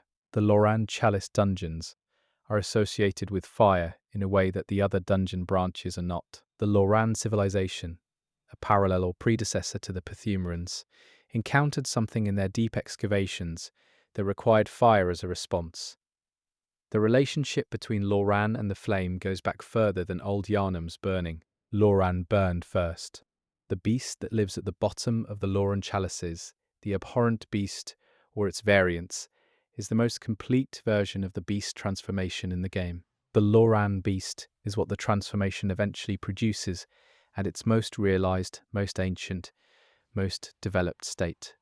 The thing the Yharnamites are becoming in the main game is the thing that has already been in Loran for a very long time. The Keeper of the Old Lords encountered in the Chalice dungeons carries fire as a primary weapon. Given the Loran connection to fire, the Keeper's identity as a guardian of something old and something burning suggests a line of custodianship stretching back to the Loran civilization's own encounter with the beast. The Keeper has been keeping this since before Yharnam's founding. The Great Pthumeru Ihil Chalice is described in its item text as the most sacred of all chalice rituals. The space it opens is the deepest and most restricted. The word sacred is used precisely, not loosely. The Pthumerians considered what lived at the bottom of Ihil to be an object of worship. The deepest dungeon layer is a temple as much as a tomb. The Chalice Dungeon procedural generation system means that no two players experience exactly the same dungeon layout. This is a mechanical detail that has a narrative parallel. The history of the Pthumerian civilization is experienced differently by each person who excavates it. The past is not the same past for everyone who goes looking for it. The blood echo economy in the Chalice dungeons is weighted differently than in the main game. Enemies deeper in the Chalice system yield disproportionately large amounts of blood, echoes relative to their difficulty. The deeper the excavation, the richer the return. The game structures its economy around the idea that the further into the past you go, the more you have to gain, and the more you stand to lose. The sinister resonant bell in the Chalice context summons an invader into your dungeon.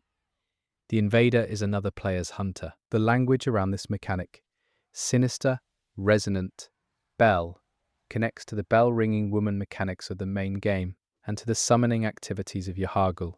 The Chalice dungeons, the surface rituals, and the invasion mechanics all share a symbolic vocabulary that suggests they are expressions of the same underlying principle. The Pthumerian elder, encountered in mid-depth Chalice layers, is a spellcaster rather than a warrior, which positions the Pthumerian civilization's leadership as scholastic rather than martial. The elder class did not fight, they knew.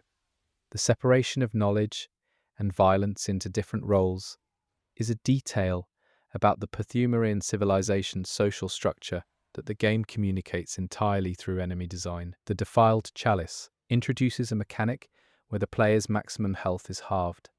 The justification for this in the game's internal logic is that the ritual environment of the Defiled Chalice is hostile to life in a specific way. The dungeon itself is the hazard. The architecture has been made antagonistic to human biology. This is a design space where the environment has become a participant in the combat rather than a backdrop for it. The materials buried in the Chalice dungeons, the ones required to open deeper and more obscure variants, include biological components that the game describes as being of kin or Great One origin. The deeper rituals require materials that come from entities further along the transformative spectrum. The cost of accessing deeper knowledge is tissue from the things that knowledge has already transformed. The Nightmare Chalice, discussed in item descriptions but not directly accessible in standard gameplay, represents a level of the ritual system that the game implies exists without fully mapping. There are depths the Chalice system describes that the player is not permitted to excavate. The game is consistent in suggesting that the Chalice system has layers below what is playable. The Cainhurst connection to the Chalice dungeons is one of the more obscured pieces of lore in the game. The vile bloods of Cainhurst drink the blood of humans, specifically the blood of hunters. The Chalice system processes blood from Great One adjacent sources. The two systems are both blood-based ritual frameworks that operate independently of the healing church. There are multiple blood economies in Bloodborne's world, and they are all hostile to each other. Chapter 11. Cainhurst Castle and the Vile Blood. Cainhurst is accessed by an invitation, which makes it the only area in the game that requires a social credential to enter. You need to have been invited. The gatekeeping mechanism is aristocratic rather than physical. Cainhurst does not protect itself with barriers, it protects itself with exclusivity. The carriage that takes you to Cainhurst is driven by no one. The horses run, the carriage moves, the wheels turn, and there is no driver. The vehicle that delivers you to Cainhurst operates without human direction, which is the first signal that the rules of Cainhurst are different from those of Yharnam. The snow around Cainhurst is falling upward in certain areas of the estate grounds, not consistently, not in every corner, but in specific points the snow moves counter to gravity. Cainhurst's physics are under a different agreement than the rest of the world. The castle itself is architecturally distinct from both the Healing Church's Gothic vocabulary and the older Pthumerian stonework of the dungeons. Cainhurst uses a Baroque style with specific features borrowed from French and Central European castle design. Cainhurst looks like somewhere else. It is a piece of a different world that was placed in the geography of Yharnam and never fully assimilated. The portraits in Cainhurst are the only portraits in Bloodborne that depict people who appear completely healthy. The subjects of the portraits have colour, symmetry, apparent vitality, in a game populated almost entirely by the transformed, the suffering, the aged, and the corrupted. The faces in the Cainhurst portraits are the only human faces that look well. The aristocracy of Cainhurst preserved the appearance of flourishing while practicing something that should have prevented it. The Cainhurst servants, encountered as enemies, are not transformed, they are dead. The servants of Cainhurst are spectral, still moving through the forms of their service functions, but without biological continuity. The castle is maintained by the labour of people who are no longer alive in any conventional sense. The chandeliers in Cainhurst are lit, but their candles are not burning downward, in the standard way. The wax accumulates upward. The candles in Cainhurst burn in opposition to gravity's usual direction. This is a persistent detail throughout the interior, and it is never remarked on by any character. Queen Annalise's throne room is positioned at the highest accessible point of the castle, which would be a standard architectural choice for a ruling chamber, except that Cainhurst is built downward as well as upward, and the things below the throne room predate the Queen's current occupancy. She rules from above, something that preceded her.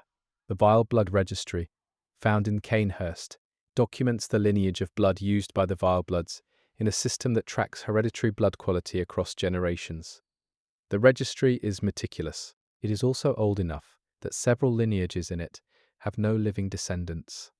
The Vile Bloods have been managing their blood supply with the kind of care a vintner applies to a wine cellar. The relationship between Cainhurst and Ligarius is one of the game's more genuinely tragic background stories. Alfred's devotion to the memory of Ligarius and his destruction of Annalise is an act that the game presents as righteous from Alfred's perspective and as atrocity from the Vile Blood perspective. Ligarius himself, found guarding the castle's heights, has been there long enough that the question of whether he is still performing duty or has simply forgotten how to stop is one the game refuses to answer definitively. Ligarius's mask, his item-dropped headgear, has a different number of eye holes than a standard mask. The additional apertures suggest either an aesthetic choice by the mask's maker, or that Ligarius, or whoever originally wore it, had more than the standard number of eyes. The mask's design is a detail that the game places in front of you at the end of the Cainhurst sequence, and that rewards scrutiny of the item description. The gargoyle-like figures on Cainhurst's exterior walls are in postures of flight, rather than the guarding postures used on the cathedral ward gargoyles. The Cainhurst exterior figures are leaving. They are carved in the act of departure. What they are departing from, or toward, is not specified. The ballroom of Cainhurst still has the furniture arrangement of a social gathering. Tables set, chairs positioned, the physical infrastructure of a party that ended without anyone clearing the room afterward. The social life of Cainhurst stopped mid-event. Whatever happened, it happened during a gathering. The blood of the Cainhurst Vilebloods is described as corrupt in the Healing Church's literature. The game does not endorse this characterization, but neither does it entirely refute it. The Vileblood system of blood use produces something different from the Healing Church's system, and the game lets you consider whether different necessarily means worse. The connection between the Cainhurst bloodline and the Puthamerian queen encountered in the deepest Chalice dungeons is suggested by enough overlapping imagery and item description language that it is one of the more broadly accepted pieces of lore in the community. If the vile bloodline descends from the Pthumerian queen's blood, then Cainhurst is not an anomaly in Bloodborne's world. It is the surface continuation of the oldest underground lineage. The library in Cainhurst contains books that are sealed rather than merely closed. The seals on the Cainhurst library volumes are wax seals, but the wax is a colour that does not appear elsewhere in the game's art. Whatever is in those books was sealed by someone who had access to a sealing compound that the rest of Yharnam's knowledge system did not use. Annalise herself, if you repeatedly visit her across the game, delivers dialogue that implies she has existed in more or less her current state for much longer than the current night. She is not a creature of this particular hunt. She predates the hunt. She predates the Healing Church's formalization of the hunting system. The Queen of the Vilebloods has been sitting in that throne for a duration the game implies is measured in centuries rather than years. The mechanism by which you are asked to offer the Cainhurst rune to Annalise is the only moment in the standard game in which a character literally asks you for a piece of yourself. The rune is not an external item. It is something extracted from your own blood experience. Annalise asks you to give her something that is of you, rather than something you found. The vile blood relationship with the hunter is an exchange of self, rather than an exchange of goods. The Cainhurst Reaper enemies, the hooded figures with scythes encountered in the castle, move with a formality that distinguishes them from the improvised movement of Yharnam's mob enemies. They are not wild, they are ceremonial. The Reapers of Cainhurst are performing their violence according to a tradition that was established long before the current night gave everyone else an occasion for violence. The snow that covers Cainhurst is cold, which seems obvious, but Bloodborne is a game whose environments generally lack temperature. You cannot tell from the Central Yharnam streets whether the night is cold or mild. Cainhurst is the only area in the main game where the environmental design consistently communicates cold. The snow makes the temperature real. Cainhurst is the coldest place in Yharnam's world, and cold in Bloodborne is associated with the kin, with the Great Ones, with the space between human and something else. Chapter 12. The Lecture Building and Layers of Unreality. The lecture building is geometrically impossible in the context of the main game world. It cannot be located on any reconstructed map of Yharnam and its surroundings. The building exists in a space that the game's geography does not account for. It is reached through a specific nightmare portal, which means the lecture building is either in the nightmare or it is somewhere adjacent to reality that the nightmare provides access to. The students encountered in the lecture building are the most intellectually tragic enemies in the game. They are in a place of learning, wearing student garb, still in the building where they studied, and they are completely gone. The transformation that took the Byrgenwerth scholars produced spider scholars who retained their posture of study. The lecture building students retained nothing. The desks in the lecture building are covered in notes that were being taken during what appears to be an active lecture. The notes are mid-sentence. The writing stops at a point that suggests the note-taker was interrupted rather than finishing. Whatever happened in the lecture building happened during class. The chalkboards in the lecture building contain diagrams. The diagrams are not fully legible in the game's environment resolution, but the portions that can be resolved include anatomical sketches that correspond to the physical forms of kin-type enemies. The lecture building was teaching the biology of the Great Ones. The students died mid-lesson. The 2 floors of the lecture building have different proportions. The lower floor has standard ceiling height. The upper floor ceiling is significantly higher, built to accommodate something larger than a standard classroom curriculum. The upper floor of the lecture building was used for demonstrations that required vertical space. The doors in the lecture building are all ajar except for two. The two closed doors in the lecture building are the only points in the building where the audio environment changes. Behind one of the closed doors you can hear what sounds like breathing. Not a single breath. A rhythm. Something breathes behind one of the lecture building's closed doors. And the door is never opened. The connection between the lecture building and the nightmare frontier through one of the building's windows is a piece of traversal design that is also a statement about the building's ontological status. The lecture building looks out onto a place that should be unreachable. The building's windows do not show what should be outside a building in this position. The lecture building's windows show somewhere else entirely, and you can fall through them into that somewhere else. The items found in the lecture building include lecture notes that are written by a teacher for a student audience, but that contain information classified in the Healing Church's internal hierarchy as restricted. The lecture building was teaching things the church had marked as forbidden to disseminate. The students who died here were being educated above their institutional clearance.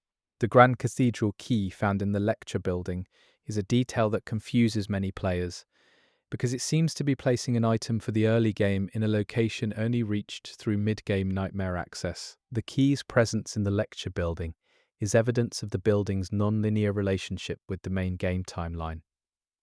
The lecture building is not fully in the same temporal sequence as Yharnam. There is a painting in the lecture building that depicts the moon with an eye in it, not the moon as a backdrop or as a symbol, the moon as a face, with one visible eye looking down. The painting is positioned on a wall that a teacher would stand in front of while addressing students. The moon as eye image was the backdrop to instruction in this building. The lecture building contains the highest concentration of written materials in the main game, exceeding even the Byrgenwerth library in terms of density of legible text in the environment. Whatever was taught here was text-heavy, note-taking intensive, dependent on the accumulation of written knowledge. The institution that operated the lecture building treated writing as a primary tool of its practice. The transition from the lecture building back to the main game world, through the nightmare fog gate at the building's base, is one of the stranger traversal moments in Bloodborne, because of how banal it is. You simply walk through a door and you are back in the cathedral ward. The impossibly located building deposits you back onto familiar cobblestones, as though it was simply down the road. The game underplays the ontological violence of this transition completely. Chapter 13, Eileen the Crow and the Hunter Beneath the Hunter. Eileen's introductory dialogue contains a warning that functions simultaneously as advice and as self-description. She tells you not to be seduced by the hunt, and she is a hunter who has been doing this for long enough that her assessment of what the hunt does to people is empirical rather than theoretical. She has watched the seduction happen. The crow hunter garb that Eileen wears is described in its item text as belonging to a lineage of hunters predating the Healing Church's formal hunter system. Eileen is not from the same tradition as the player character. Her equipment, her purpose, and her relationship to the hunt predate the institutional framework that produced the hunter's dream. The way Eileen tracks her marks across the game, appearing at locations where hunters have gone wrong or are about to, suggests either supernatural knowledge of hunter psychology or a very long experience of watching the same progression repeat. She knows where hunters end up. She has seen enough of them end there to navigate to the end point without following the path. The Henrik encounter, where you are asked to help Eileen kill a hunter who was once a companion of Gehrman, is one of the more emotionally layered moments in the game, because both Eileen and Henrik are sympathetic figures in their own right, and the game makes no effort to simplify what the confrontation means. Henrik is dangerous and lost. Eileen is right that he needs to be stopped. Both of these things are true simultaneously, and neither cancels the other. The Crow Hunter badge, which allows you to purchase Eileen's equipment after her death, contains a description that implies the badge has been passed between hunters for a long time. Eileen is not the first Crow Hunter. She is the current carrier of an identity that has been maintained across multiple generations of individual. The Crow Hunter tradition is older than Eileen's failure state, in which she is found gravely injured at the Grand Cathedral entrance. After the Henrek encounter is one of the game's most efficiently communicated tragedies, because it happens entirely through environmental positioning. She is sitting against the cathedral steps. Her posture says everything the game does not need to voice. She fought after you left. She lost. The rune Eileen drops upon death is the corruption rune, which is associated in the item description with the concept that the pursuit of knowledge of the self can corrupt as profoundly as the pursuit of external power. The Crow Hunter's philosophical inheritance is a meditation on introspection as danger. The hunt turns inward eventually, and what you find there is not always what justifies the turning. Eileen's final dialogue, if you are present for the Grand Cathedral fight sequence, says things that function as benediction rather than instruction. She moves from teacher to something closer to a person in the process of concluding a long project. She has been doing this a very long time, and she is nearly done. And the thing she says in that condition is not advice for you. It is something she needed to say before finishing. The grand gestures of Eileen's questline, the two hunters she is targeting, both have histories that connect them to Gehrman and the founding period of the formal hunting system. Eileen's marks are not random. She is specifically targeting individuals from the beginning of the thing that the player's character is currently enmeshed in. The Crow Hunter is cleaning up the origin. Chapter 14. Alfred and the Order of the Executioners. Alfred's first impression is that of a friendly and somewhat comic character, an enthusiastic hunter who has a mission he can barely contain his excitement about. This presentation is one of Bloodborne's most careful long cons, because Alfred's zealotry is genuinely and horrifyingly dangerous, and the game spends significant time making you like him before showing you what that zealotry produces. The executioner garb, described in Alfred's equipment item text, suggests an order that was established specifically to oppose the Vile bloodline. The executioners are not general-purpose hunters who developed an anti-Vile blood policy. They exist specifically because of Cainhurst. The order's foundation is the suppression of one specific bloodline, the wheel weapon that Alfred carries and that defines the executioner aesthetic, is described as having a function beyond combat. The wheel, when activated, produces a grinding sound associated in item lore with the breaking of corruption. The weapon is ritualistic, as much as it is practical. Alfred does not just kill with his weapon, he performs a judgment. Alfred's relationship with Logarius is one of the game's most interesting examples of devotion to an absent figure. Logarius is dead when the game begins. Alfred's entire purpose is organized around honoring a person he never knew personally, but whose acts have defined Alfred's identity completely. The executioner order runs on inherited mission. Alfred has internalized someone else's purpose as his own, with no evident critical distance. The moment Alfred thanks you for your help and offers you a blood cocktail is one of the game's gentlest false reassurances. The warmth in that interaction is real, but it is also a person who's about to do something that the warmth should warn you against. Bloodborne uses the blood cocktail exchange as a punctuation mark for several of its most significant NPC relationships. The sharing of blood in Yharnam is an intimacy that the game has spent time teaching you to read, and Alfred's version of it comes immediately before he becomes the thing the game has been building him toward. What Alfred does to Annalise is one of the most viscerally upsetting acts in a game that contains significant violence, not because of its graphic quality, but because of its completeness. He does not merely kill her, he destroys her in a manner that maps onto the specific fears of the Vile Blood faith. That her form will be denied continuity, Alfred kills her in the way most calculated to be theological harm, as well as physical harm. He studied what would hurt most, and he did that. Alfred's response, if you find him afterward, is what makes him one of the most complicated characters in the game. He is satisfied. He is not troubled. He does not exhibit signs of having processed what he did as a moral event. He performed a duty, and the duty is complete, and he is at peace in the way that someone who has finished something they were designed to finish is at peace. The horror of Alfred's satisfaction is that it is genuine. He is not pretending. This is what purpose feels like to him.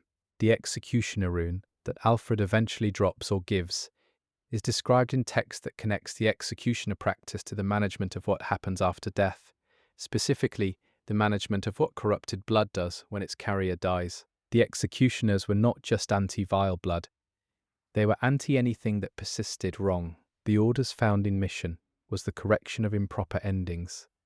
Alfred's armour, if you look at the texture detail of the cape, has layered underpatches where repairs have been made. The cloak has been mended many times. Alfred's equipment has seen significant use before the current night. The enthusiastic, helpful character you meet in the early game has been doing this for longer than his presentation suggests. Chapter 15: The NPCs of the Hunter's Dream and what they are not saying. The messengers who populate the Hunter's Dream are not explained by any character in the game.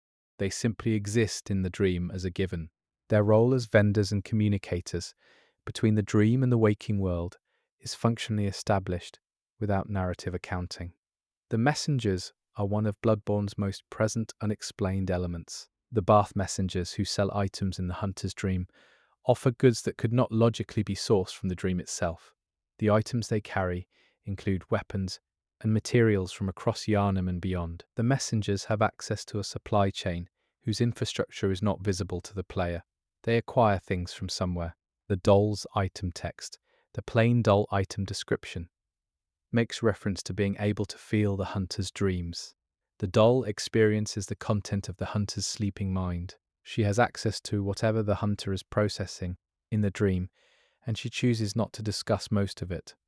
The doll knows more about the player character's interior life than she ever references in conversation. The workshops in the hunter's dream that allow for weapon modification were not always configured as they are. The tool placements, the bench arrangements, the available implements are specifically tailored to the weapons of the current night. The dream updates its workshop for the current hunt.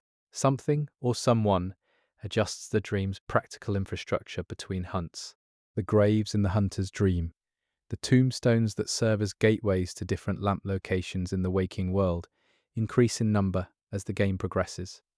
Each lamp you discover adds a marker to the graveyard of the dream. The dream's cemetery grows as you explore. By the end of the game, the hunter's dream graveyard is substantially larger than it was at the start. The dream records your progress in the only vocabulary available to it, the accumulation of memorial stones. Gehrman's wheelchair in the hunter's dream is not standard furniture. It is a specific, custom-built chair with features that suggest it was made by someone who understood its occupant's specific needs after a specific injury. Gehrman did not arrive in the dream in a wheelchair. He came to need it there. Whatever happened to Gehrman to require the chair happened inside the dream. The flowers that the doll tends in the hunter's dream are not a species native to the main game world. They do not match any floral species in Yharnam or its surrounds.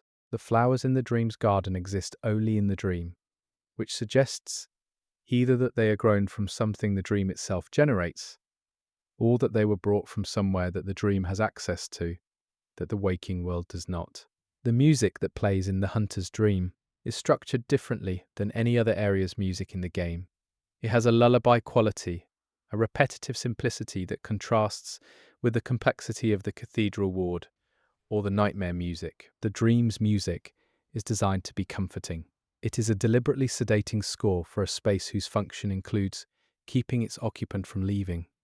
The fact that the doll cannot accompany you out of the dream is never addressed as a limitation by any character. The doll does not attempt to follow you. She does not express frustration at being confined. The dream's boundaries are her boundaries, and she either has no interest in exceeding them or has long since given up the interest. Both possibilities are presented by her affect with equal ambiguity. The workshop tools that expand your options in the hunter's dream are found in the waking world rather than in the dream itself. The dream is improved by things brought into it from outside. This is a game design detail that is also a narrative one. The dream depends on the waking world for its development. The dream grows only if the hunter brings growth into it. Gehrman's dialogue in early game visits focuses on information delivery rather than relationship. He tells you what you need to know, but the delivery has a quality of someone reciting something memorized rather than sharing something felt. Gehrman communicates with you as a script rather than as a person. And this is consistent with someone who has had this same conversation many times before and has been doing it for long enough that the words have worn grooves into their meaning. The cricket sound audible in the hunter's dream has been analysed for whether it matches any known insect sound, and the consensus is that it approximates but does not precisely match standard cricket sound recordings. The insects in the hunter's dream are not quite the insects of the waking world. Even the ambient biology of the dream is imperfectly copied. The sky of the hunter's dream shows stars in a configuration that does not match the star patterns visible from Old Yharnam, the only other point in the game where stars are observable. The dream sky and the Old Yharnam sky show different arrangements of stars. The dream is not looking at the same sky as the waking world, even when the waking world can see stars. Chapter 16. Maria, the Astral Clock Tower, and Forbidden Knowledge. Lady Maria is one of only 2 bosses in the game, whose item drop is a weapon that tells a significant piece of her own story. The Rakiyo's description connects her to Gehrman's lineage, and to a period before the nightmare claimed her. She is a ghost of the period when the Astral Clock Tower was a living operation rather than a preserved horror. The Astral Clock Tower is the only area in the DLC that has a sense of grandeur, without the grotesque. Its architecture is ambitious, its purpose was apparently noble, and the people who worked there were doing something that the game presents as sincere, even if the results were catastrophic. The clock tower is Bloodborne's closest approach to a tragic space rather than a horrifying one. The clock at the top of the Astral Clock Tower runs. Unlike the stopped clock in the Hunter's Nightmare, the clock tower's clock is functioning. It ticks, it moves, and the time it keeps is a time that cannot be mapped to the main game's apparent night setting. The clock tower is telling time. The question of what time it is measuring is one of the DLC's most interesting implicit questions. The research hall, accessible from the clock tower, contains records of patient treatments that are clinical and systematic, and that document a deterioration over time in both the patients and in the notes themselves. The handwriting of the research hall records becomes more erratic with each successive entry. The people keeping the records were losing what they needed to keep them. The lumen flowers that play a central role in the research hall and clock tower lore are among Bloodborne's most precisely designed thematic objects. They grow toward light. They are used in the augmentation of vision, and their blooming corresponds to a specific stage in the transformation of the patients who were treated with them. The flower that opens your eyes is also the flower that destroys the person who opened them. The patients in the research hall who crawl on the walls are doing so in a manner that suggests the behavior emerged from a particular fixation on the light sources positioned above their reach. They are not climbing toward exits or enemies. They are climbing toward the light. The transformation that the research hall produced is oriented toward illumination at the cost of everything else. The connection between Lady Maria and the fishing hamlet massacre is the piece of DLC lore that most significantly recontextualizes her presentation. As a tragic figure, Maria participated in something that the game presents clearly as a crime: the destruction of a population who had given up something irreplaceable to the researchers. Her suicide, implied in the act of sealing the clock tower, is the act of someone who knew what she had done and could not continue occupying the same existence as that knowledge. The fishing hamlet is one of the most quietly devastating areas in all of Bloodborne because it is a place where a community was destroyed to extract from it something that the Healing Church's research required. The hamlet is a crime scene. The perpetrators of the crime are figures the player may have come to find sympathetic before understanding what they did. The crawling patients of the research hall who have reached the ceiling exist in a relationship with the light sources that is both literal and metaphorical with perfect economy. To look upward constantly, to orient everything toward the source of illumination, to sacrifice the use of legs to maintain proximity to light. This is what the research hall did to people. It pursued light at the cost of groundedness. Simon's presence in the nightmare and his backstory connection to the fishing hamlet massacre makes him the moral witness of the DLC. He is the person who knows what happened, who was not powerful enough to stop it, and who has been carrying the knowledge in the nightmare because the knowledge was too dangerous for the waking world. Simon is a repository of accountability in a setting where accountability was systematically avoided. The Orphan of Kos, encountered at the DLC's conclusion, is one of the game's most emotionally complex boss encounters because of what it is and where it is and what it does when it emerges. It comes from the body of its dead mother, and it screams. The context for everything the DLC has built toward is a child's grief and a mother's violation. The horror of the orphan is not its power, it is its circumstance. Kos, the body on the fishing hamlet shore, is the most complete Great One form visible in the main game or DLC. She is there entirely, in all her physical reality, dead on the sand. The mystery of the Great Ones is that they are mostly invisible or partially glimpsed, or present only in their effects. Kos is simply there, enormous and dead and present. The game gives you the body of a god lying on a beach and does not explain her, and does not need to. The prayer at the end of the DLC, the invocation directed at Kos, is one of the only direct addresses to a Great One in the entire game. The language of the prayer acknowledges what was taken from her and asks for something in return. The prayer is an act of moral accountability performed within the aesthetics of supplication. It is an apology rendered in the language of worship, and the game allows the ambiguity of whether those two things are compatible. Chapter 17. The Great Ones, Their Children, and the Shape of Transcendence. The Great Ones are defined in Bloodborne's item descriptions, primarily through what they lack, rather than what they possess. They are entities that have lost their children. The repetition of this detail across multiple item descriptions makes child loss the central characteristic of the Great One category. Transcendent entities, in Bloodborne's cosmology, are defined by grief. The forms of the Great Ones visible in the game do not share a consistent body plan. Rom is arachnid cephalopod. Amygdala is multi-limbed and tall. The moon presence is something the game renders in a way that defeats easy categorization. The Great Ones do not share a biology. They are categorically related by something other than physical form. The amygdalae, visible on the cathedral ward buildings in the late game, are not aggressive until touched. They cling to the architecture of Yharnam, and they look, their multiple eyes oriented in multiple directions simultaneously, but they do not move against you unless you make contact. The amygdalae are present throughout the late game as a constant ambient feature of the environment. They have been there, the game implies, longer than the current night. The cathedral ward has been hosting amygdalae for some time, and the Yharnamites simply could not see them. The celestial emissaries encountered in the upper cathedral ward are Great One adjacent entities that occur in groups, which makes them categorically different from all other Great One encounters in the game. The Great Ones are encountered alone. The emissaries appear collectively. This is either a distinction in kind between the emissaries and the true Great Ones, or it suggests something about the social structure of Great One tier entities that the game does not elaborate. The infant Great One item, obtainable in the game, is described as the form taken by those who have been chosen by the higher entities. The infant state is not a diminished state of the Great One biology. It is the beginning of something.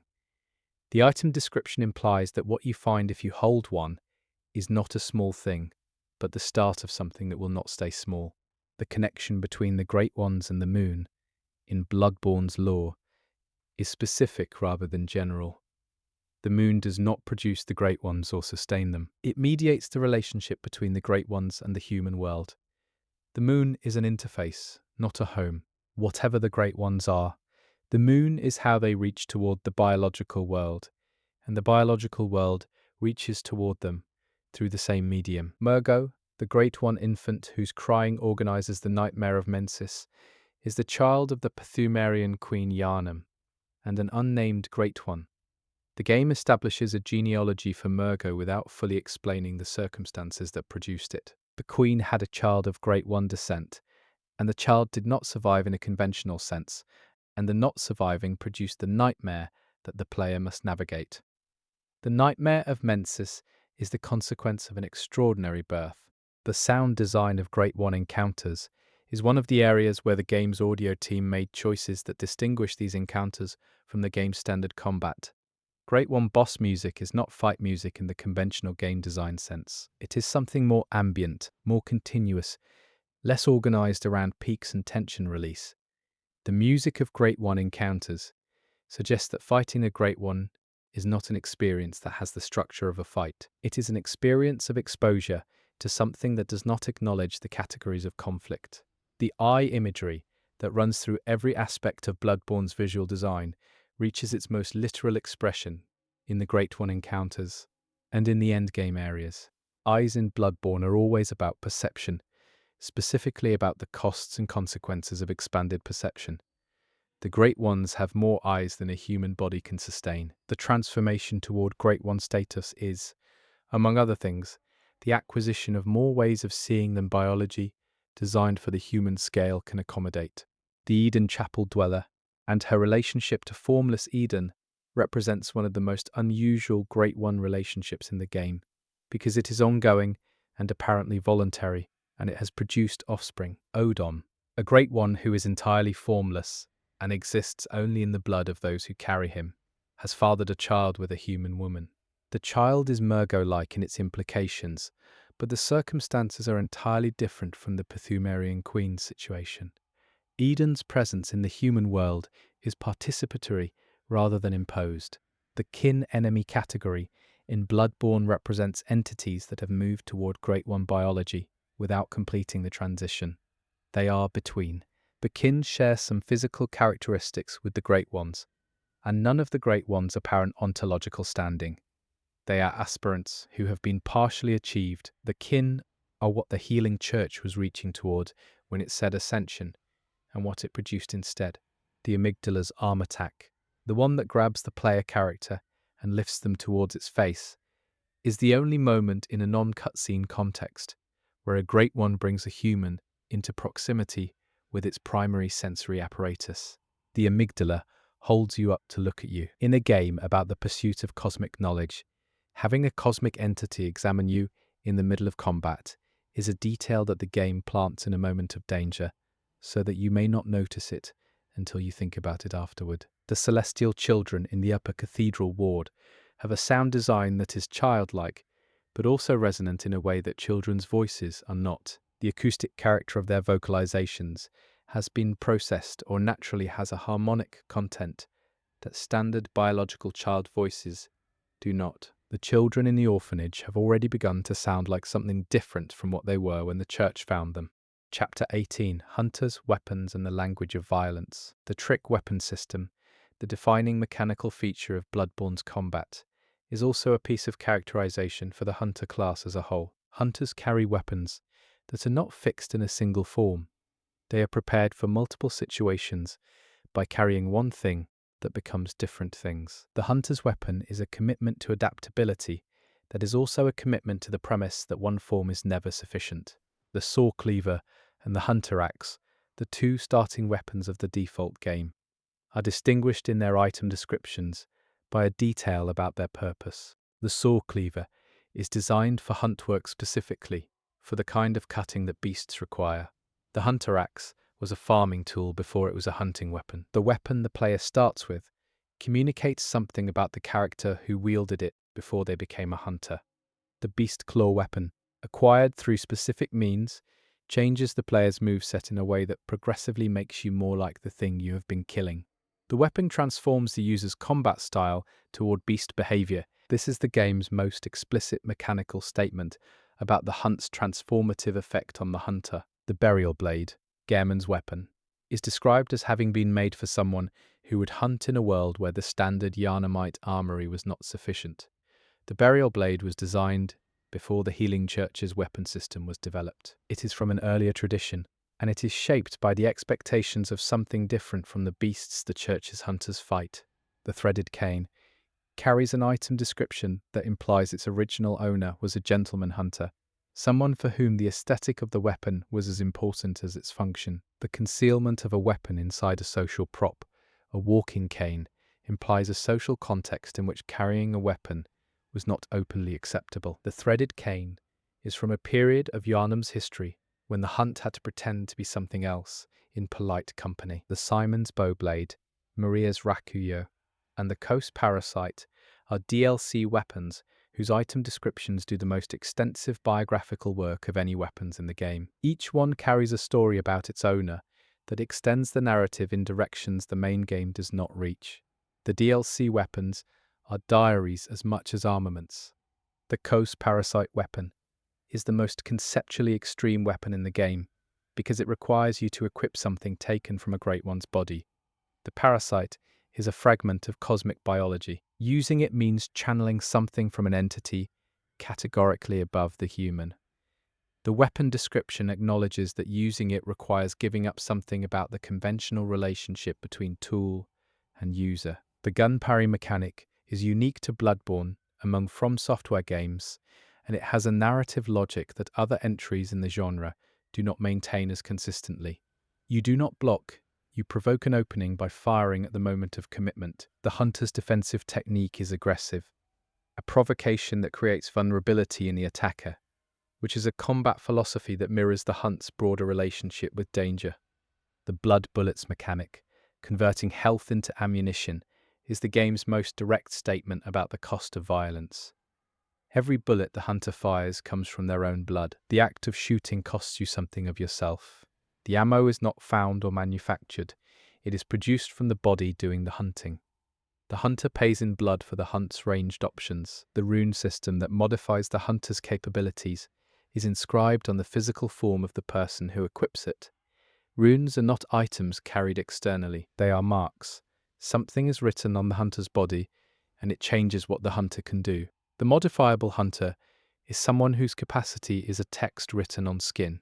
The Radiant Sword Hunter badge and its associated access to church weapon designs represents the moment in the game's equipment progression where the player chooses whether to align with the healing church's combat tradition. The church weapons are heavier, more deliberate, and more connected to the institution's specific vision of what hunting is for.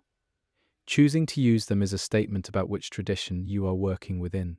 The transformation animations for trick weapons are not cosmetic. Each transformation changes the weapon's physical properties in ways that the animation makes legible before the mechanical statistics confirm. You can read a weapon's shifted capabilities from its physical transformation. If you have spent enough time with the animation, the game teaches you to interpret motion as information. Chapter 19. Sound design, music, and what you hear before you see it. The audio design of Bloodborne is organized around a principle that the design team has described in interviews as danger heard before danger seen. Enemy audio cues precede visual confirmation of the enemy's presence by a calculated interval that trains the player to process environmental sound as tactical information. Bloodborne teaches you to listen before it teaches you to look. The heartbeat audio present during certain insight-related events is calibrated to a pace slightly slower than a standard resting human heart rate. It is close enough to be recognizable as a heartbeat, but off enough to produce a low-level unease in listeners who subconsciously register the discrepancy. The game uses slightly wrong biological sounds to produce discomfort that the listener cannot easily source. The Old Hunters DLC introduced a specific audio treatment to the nightmare areas where certain sounds are heard in reverse before they are heard forward. This audio technique creates a sensation of time moving improperly without any explicit in-game statement about temporal distortion. The DLC communicates the nightmare's wrong relationship with time through sound design rather than narrative. The silence in certain areas of Bloodborne is as carefully designed as the sound. The space inside the lecture building, during specific traversal moments, the interior of certain cathedral wardrooms, during late-game visits, the area directly outside the Nightmare Frontier portal before you step through. These silences are mixed to a specific quality that removes ambient texture rather than simply turning it down. The game creates silence as a presence rather than an absence. The choir music associated with the late-game areas and the final boss sequences uses a vocal technique where the choir sings microtones, intervals smaller than the half steps of standard Western musical notation. The dissonance of microtonal choir against the standard tonal music of earlier areas creates an effect of harmonic wrongness that is felt physically in listeners with the game at sufficient volume. The late game sounds wrong to the body before it sounds wrong to the mind. The footstep audio in Bloodborne is modeled on surface-specific physical properties, and the calibration changes based on what the hunter is wearing, the weight of the armor, the material of the boots, and the surface being traversed. This level of audio physics modeling means that the sound of your movement is a constant low-level information stream about your current physical relationship with the environment. Bloodborne's footsteps are informative as well as atmospheric. The blood ministration sound effect, audible when using a blood vial, is one of the most replayed sounds in the game due to the frequency of health recovery in a typical session. The sound has been analysed by fans who note that it contains, buried in the mix at a very low level, what sounds like a whispered word. The word has been variously transcribed, but the most common reading is a single syllable that the game never clarifies in any text. The wind in the Nightmare Frontier has a pitch that shifts upward as you move toward the amygdala boss location. The change is gradual enough not to be consciously noticed, but consistent enough to create a directional audio gradient that functions as a compass. The Nightmare Frontier uses wind pitch as navigation, though no player-facing tutorial element ever describes this. The sound of blood echoes absorbing into the player character is one of the more distinctive sounds in the game, and it has a specific quality that differentiates it from the standard pickup sounds of other games in the genre. The absorption is wet. It has a biological quality. The blood echoes are not collected, they are consumed. The dialogue recording of the doll character was processed with a specific reverb treatment that gives her voice a quality of existing at a slight remove from the acoustic environment of the hunter's dream. Other characters recorded in the same space have a different acoustic relationship with the environment. The doll sounds like she is in the dream, but not quite of it. Her voice is placed in the space without fully occupying it. Eileen's voice acting contains breath patterns that suggest age and specific physical effort. The breathing of the character communicates her physical condition in a way the visual design of the model cannot convey in the same register. You can hear that Eileen is tired. You can hear that she has been doing this for a very long time. The information is in the breath patterns rather than the words. The boss music, for Ludwig, uses a two-phase structure where the first phase music is chaotic and bestial, and the second phase music is a specific piano motif. The piano motif in Ludwig's second phase is a version of the same theme used for the Healing Church's choir music in the early game. Ludwig, in his partial return to humanity, accesses the music of the institution that made him. The second phase of the fight is accompanied by Remembered Belonging. Chapter 20, Visual Design, Architecture, and the Grammar of Space. The color palette of Bloodborne is one of the most cohesive and systematically applied visual grammars in games of its generation. Each major area has a dominant hue that communicates something about the area's relationship to the game's central themes. The browns and ambers of Yharnam communicate organic decay. The blues and whites of the Chalice dungeons communicate deep age. The yellows and pale greens of the Nightmare communicate wrong biology. The game uses color as a language, and it maintains the language's consistency across a very long play experience.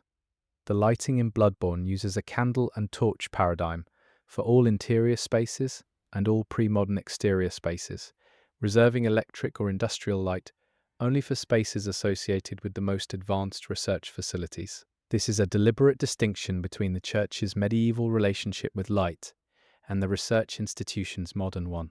How things are lit tells you what kind of institution lit them. The proportional relationship between door size and the things that use them is a running design tool in Bloodborne.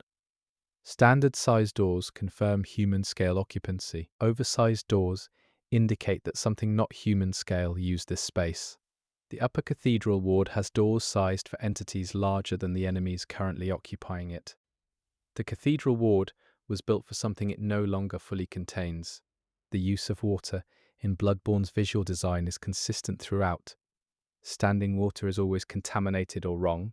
Flowing water is always constrained and controlled and at risk of becoming wrong. And the absence of water where it should be is always a signal of something that has consumed or diverted it.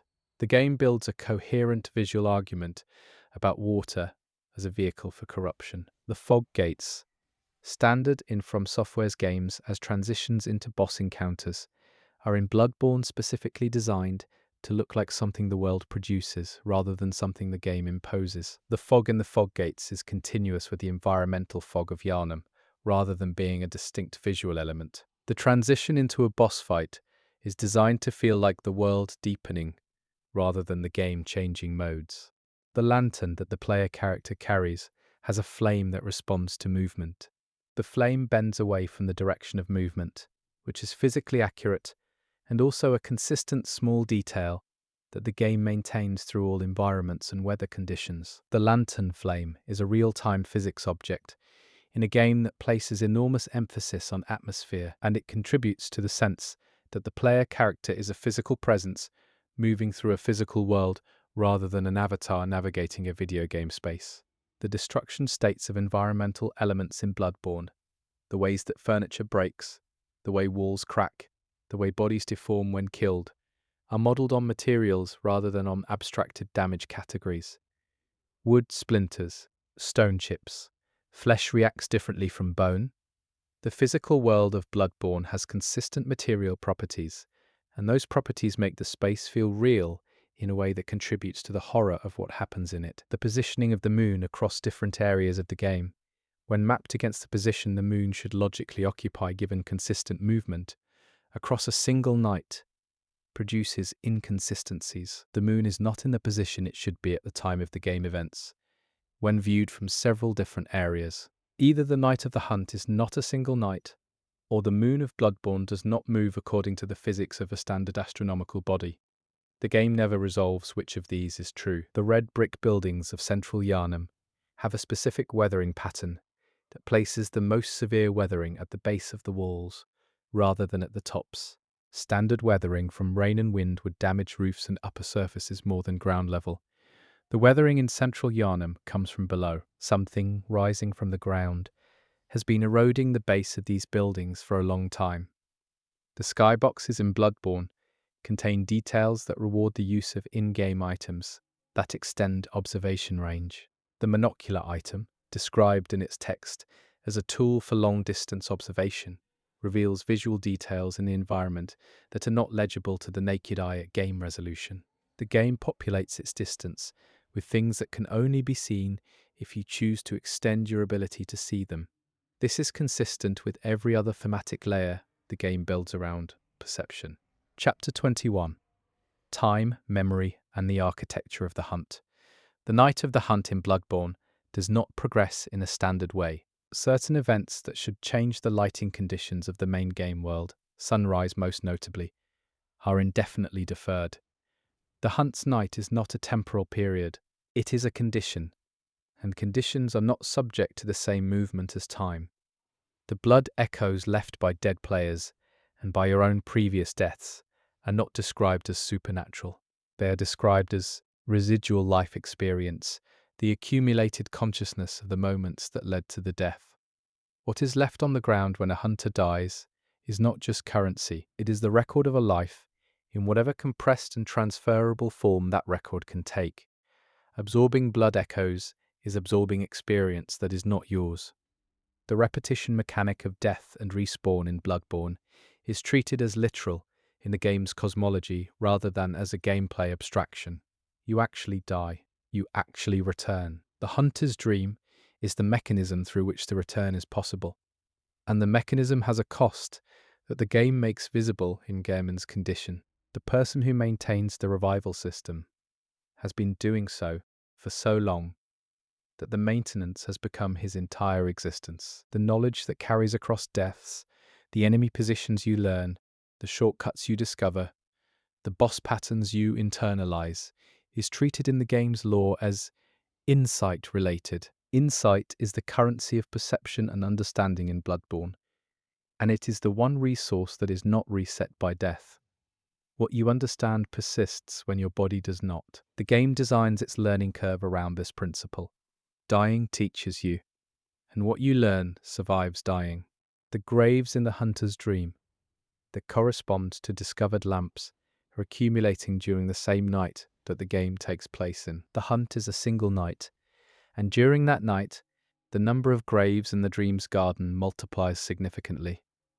The pacing of the graves implies either that the dream's graveyard grows during the hunt, or that it is growing across multiple hunts, multiple versions of the same night, and what the player experiences as a single night is in fact a layered repetition of the same night occurring in overlapping iterations. The doll's behavior toward the player character changes subtly across the game's progression in a way that most players do not notice, because the changes are incremental. In early game visits, the doll is formally attentive. In mid-game visits, her dialogue has more personal content. In late game visits, if you have spent time with her, she says things that indicate she has been watching more carefully than she indicated. The doll accumulates information about you across the night, and she reflects that accumulation in what she says, though she never directly tells you that she is doing this. The insight threshold effects, the changes in the game world that occur at specific insight levels, are one of Bloodborne's most remarkable design achievements, because they are mechanically integrated with the thematic content they express. More insight means more of the world is visible to you. More enemies appear, more details resolve. More of what has always been present becomes perceivable. The progression of the game is literally the progression of perception. You see more as you know more, and what you see when you can see everything is not comfortable. The baby crying in the hunter's dream that begins at a specific point in the game's progression is one of the most emotionally distinctive audio events in the game, because of when it occurs, and because of what it implies. The dream responds to events in the waking world. Something that happens in Yharnam produces this sound in the dream. The cry is an effect of a cause that the game does not immediately identify, but that the accumulated lore of the game eventually makes legible. The ritual of offering umbilical cords at the end of the game to resist the moon presence is a detail that requires the player to have collected items whose significance was not explained when they were found. The game asks you to commit to a specific ending path by using items you may not have understood you needed. The preparation for enlightenment in Bloodborne is the same as the preparation for enlightenment in the game's thematic content. You gather what you do not yet understand and trust that the understanding will arrive. The Iosifka's clinic that appears at the start of the game and the Iosifka's clinic that is accessible later are the same physical building in a different state. The progression of the clinic, from a medical facility to something else entirely, happens during the same night as the rest of the game's events. The pace of what occurs in that building during the game's night is one of the more quietly disturbing timelines in the narrative, and it unfolds in the margins, accessible if you choose to check back, ignorable if you do not. Chapter 22. Remaining secrets, overlooked details, and things the game does not say. The note that appears in the hunter's dream, telling you to seek the pale blood to transcend the hunt, is the game's first acknowledgement that the hunt has a goal beyond the hunt itself. The pale blood is never definitively identified in the game's text. Every reading of what pale blood refers to is an interpretation, and the game maintains enough ambiguity that multiple interpretations are simultaneously defensible. The game's central objective is a mystery the game does not solve. The damp blood gem, the most basic gem in the blood gem system, has an item description that includes a phrase about the relationship between blood and the vessel that contains it. The phrase is used once, here, at the lowest tier of the gem system, and it does not recur. The game places its most direct statement about the blood as substance versus blood as container relationship in the first gem most players will encounter, and most players will not read. The pungent blood cocktail item, when used, attracts beast enemies. The item description suggests this works because the cocktail mimics the scent of something the beasts recognize as prey or blood source. What the cocktail smells like to a beast is not what it smells like to a human. The item bridges two biological frameworks that are moving apart from each other. The cocktail communicates across the species divide that the hunt is producing.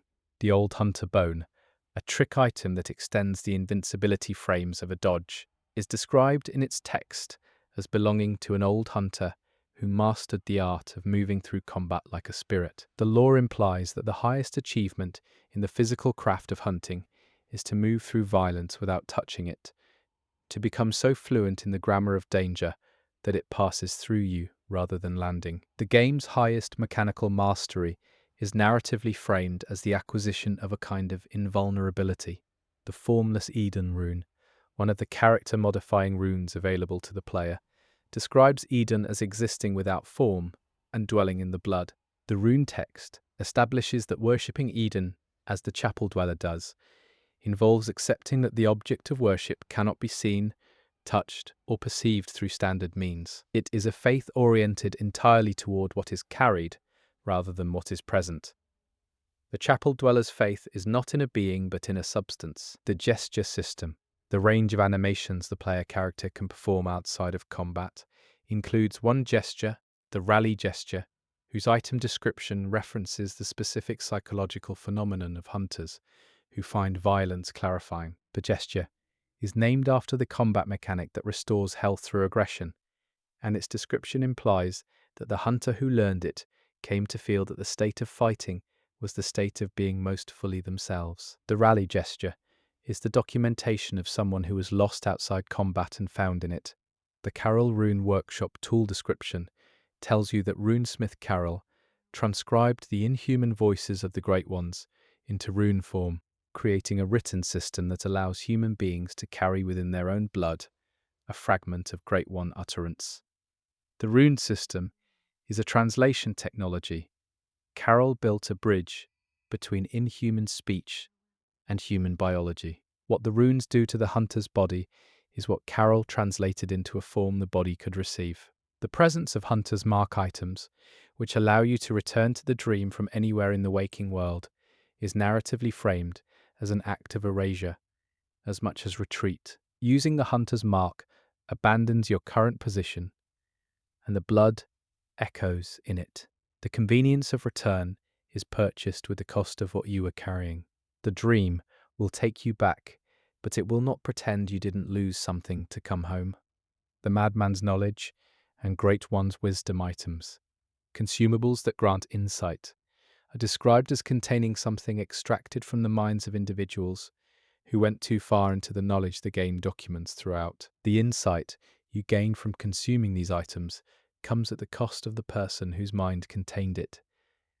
The knowledge economy of Bloodborne treats understanding as a resource extracted from people. The Fading Lake rune is one of the most lore-dense items in the Chalice dungeon reward pool. Its description references a lake that no longer exists, whose water contained properties associated with both the healing and the corrupting effects of blood. The Fading Lake, as described, is consistent with the Pthumerian civilization's relationship with a body of water that served a ritual function in their blood practice. The lake has faded. What it contained has dispersed into the substrata. The Fading Lake rune is what is left of something that once sustained an entire civilization. The Beast's Embrace rune, if equipped, changes the player character's basic attack to use a crawling, beast-like movement. This is the game's most direct invitation to consider what it would feel like to complete the transformation, rather than resist it. The rune offers you the embodied experience of the thing you have been killing. The player who equips it is trying on an identity, and the game does not comment on whether trying it on changes you. The final image of the good ending, the doll looking at the infant Great One in her hands, is one of the most ambiguous ending images in the game's genre because of what it withholds. She is holding you. You have become what you were reaching toward. She looks at what you are now with an expression the game does not caption. Whether she is glad or sorry, or simply present in the way she is always present, is left entirely to the viewer. The ending of Bloodborne is a question addressed to the person watching it. The game does not end when you stop playing. This is true of every game in an obvious sense. But Bloodborne builds a world dense enough with implication and ambiguity that the narrative continues in the mind of the person who has been through it. The unanswered questions, the suggestive details, the things placed in corners where no instruction sends you, All of these continue generating meaning after the console is turned off. The world of Bloodborne is designed to be inhabitable in thought as well as in play. The game gives you a city full of buried things, and then it makes you think about what else might be buried in places you have not yet looked. The pale blood, the first lamp beside the contaminated pool, the shoe on the window ledge, the second moon visible from the cathedral rooftop, the singing inside the cathedral walls, the breathing behind the lecture building's closed door, the perfect circle of ash in the Hemwick fireplace, the child's drawing of the many-armed figure, the clock stopped in the nightmare, and the clock running in the clock tower. These are the things that are not explained. These are the things that are explained only by everything else. Bloodborne is a game about looking, about what looking costs, and about what happens to the person who looks too long and too carefully at things that were not designed to be seen. The streets of Yharnam are still wet, the lamps are still lit, and somewhere in the walls of the cathedral ward, something is still singing.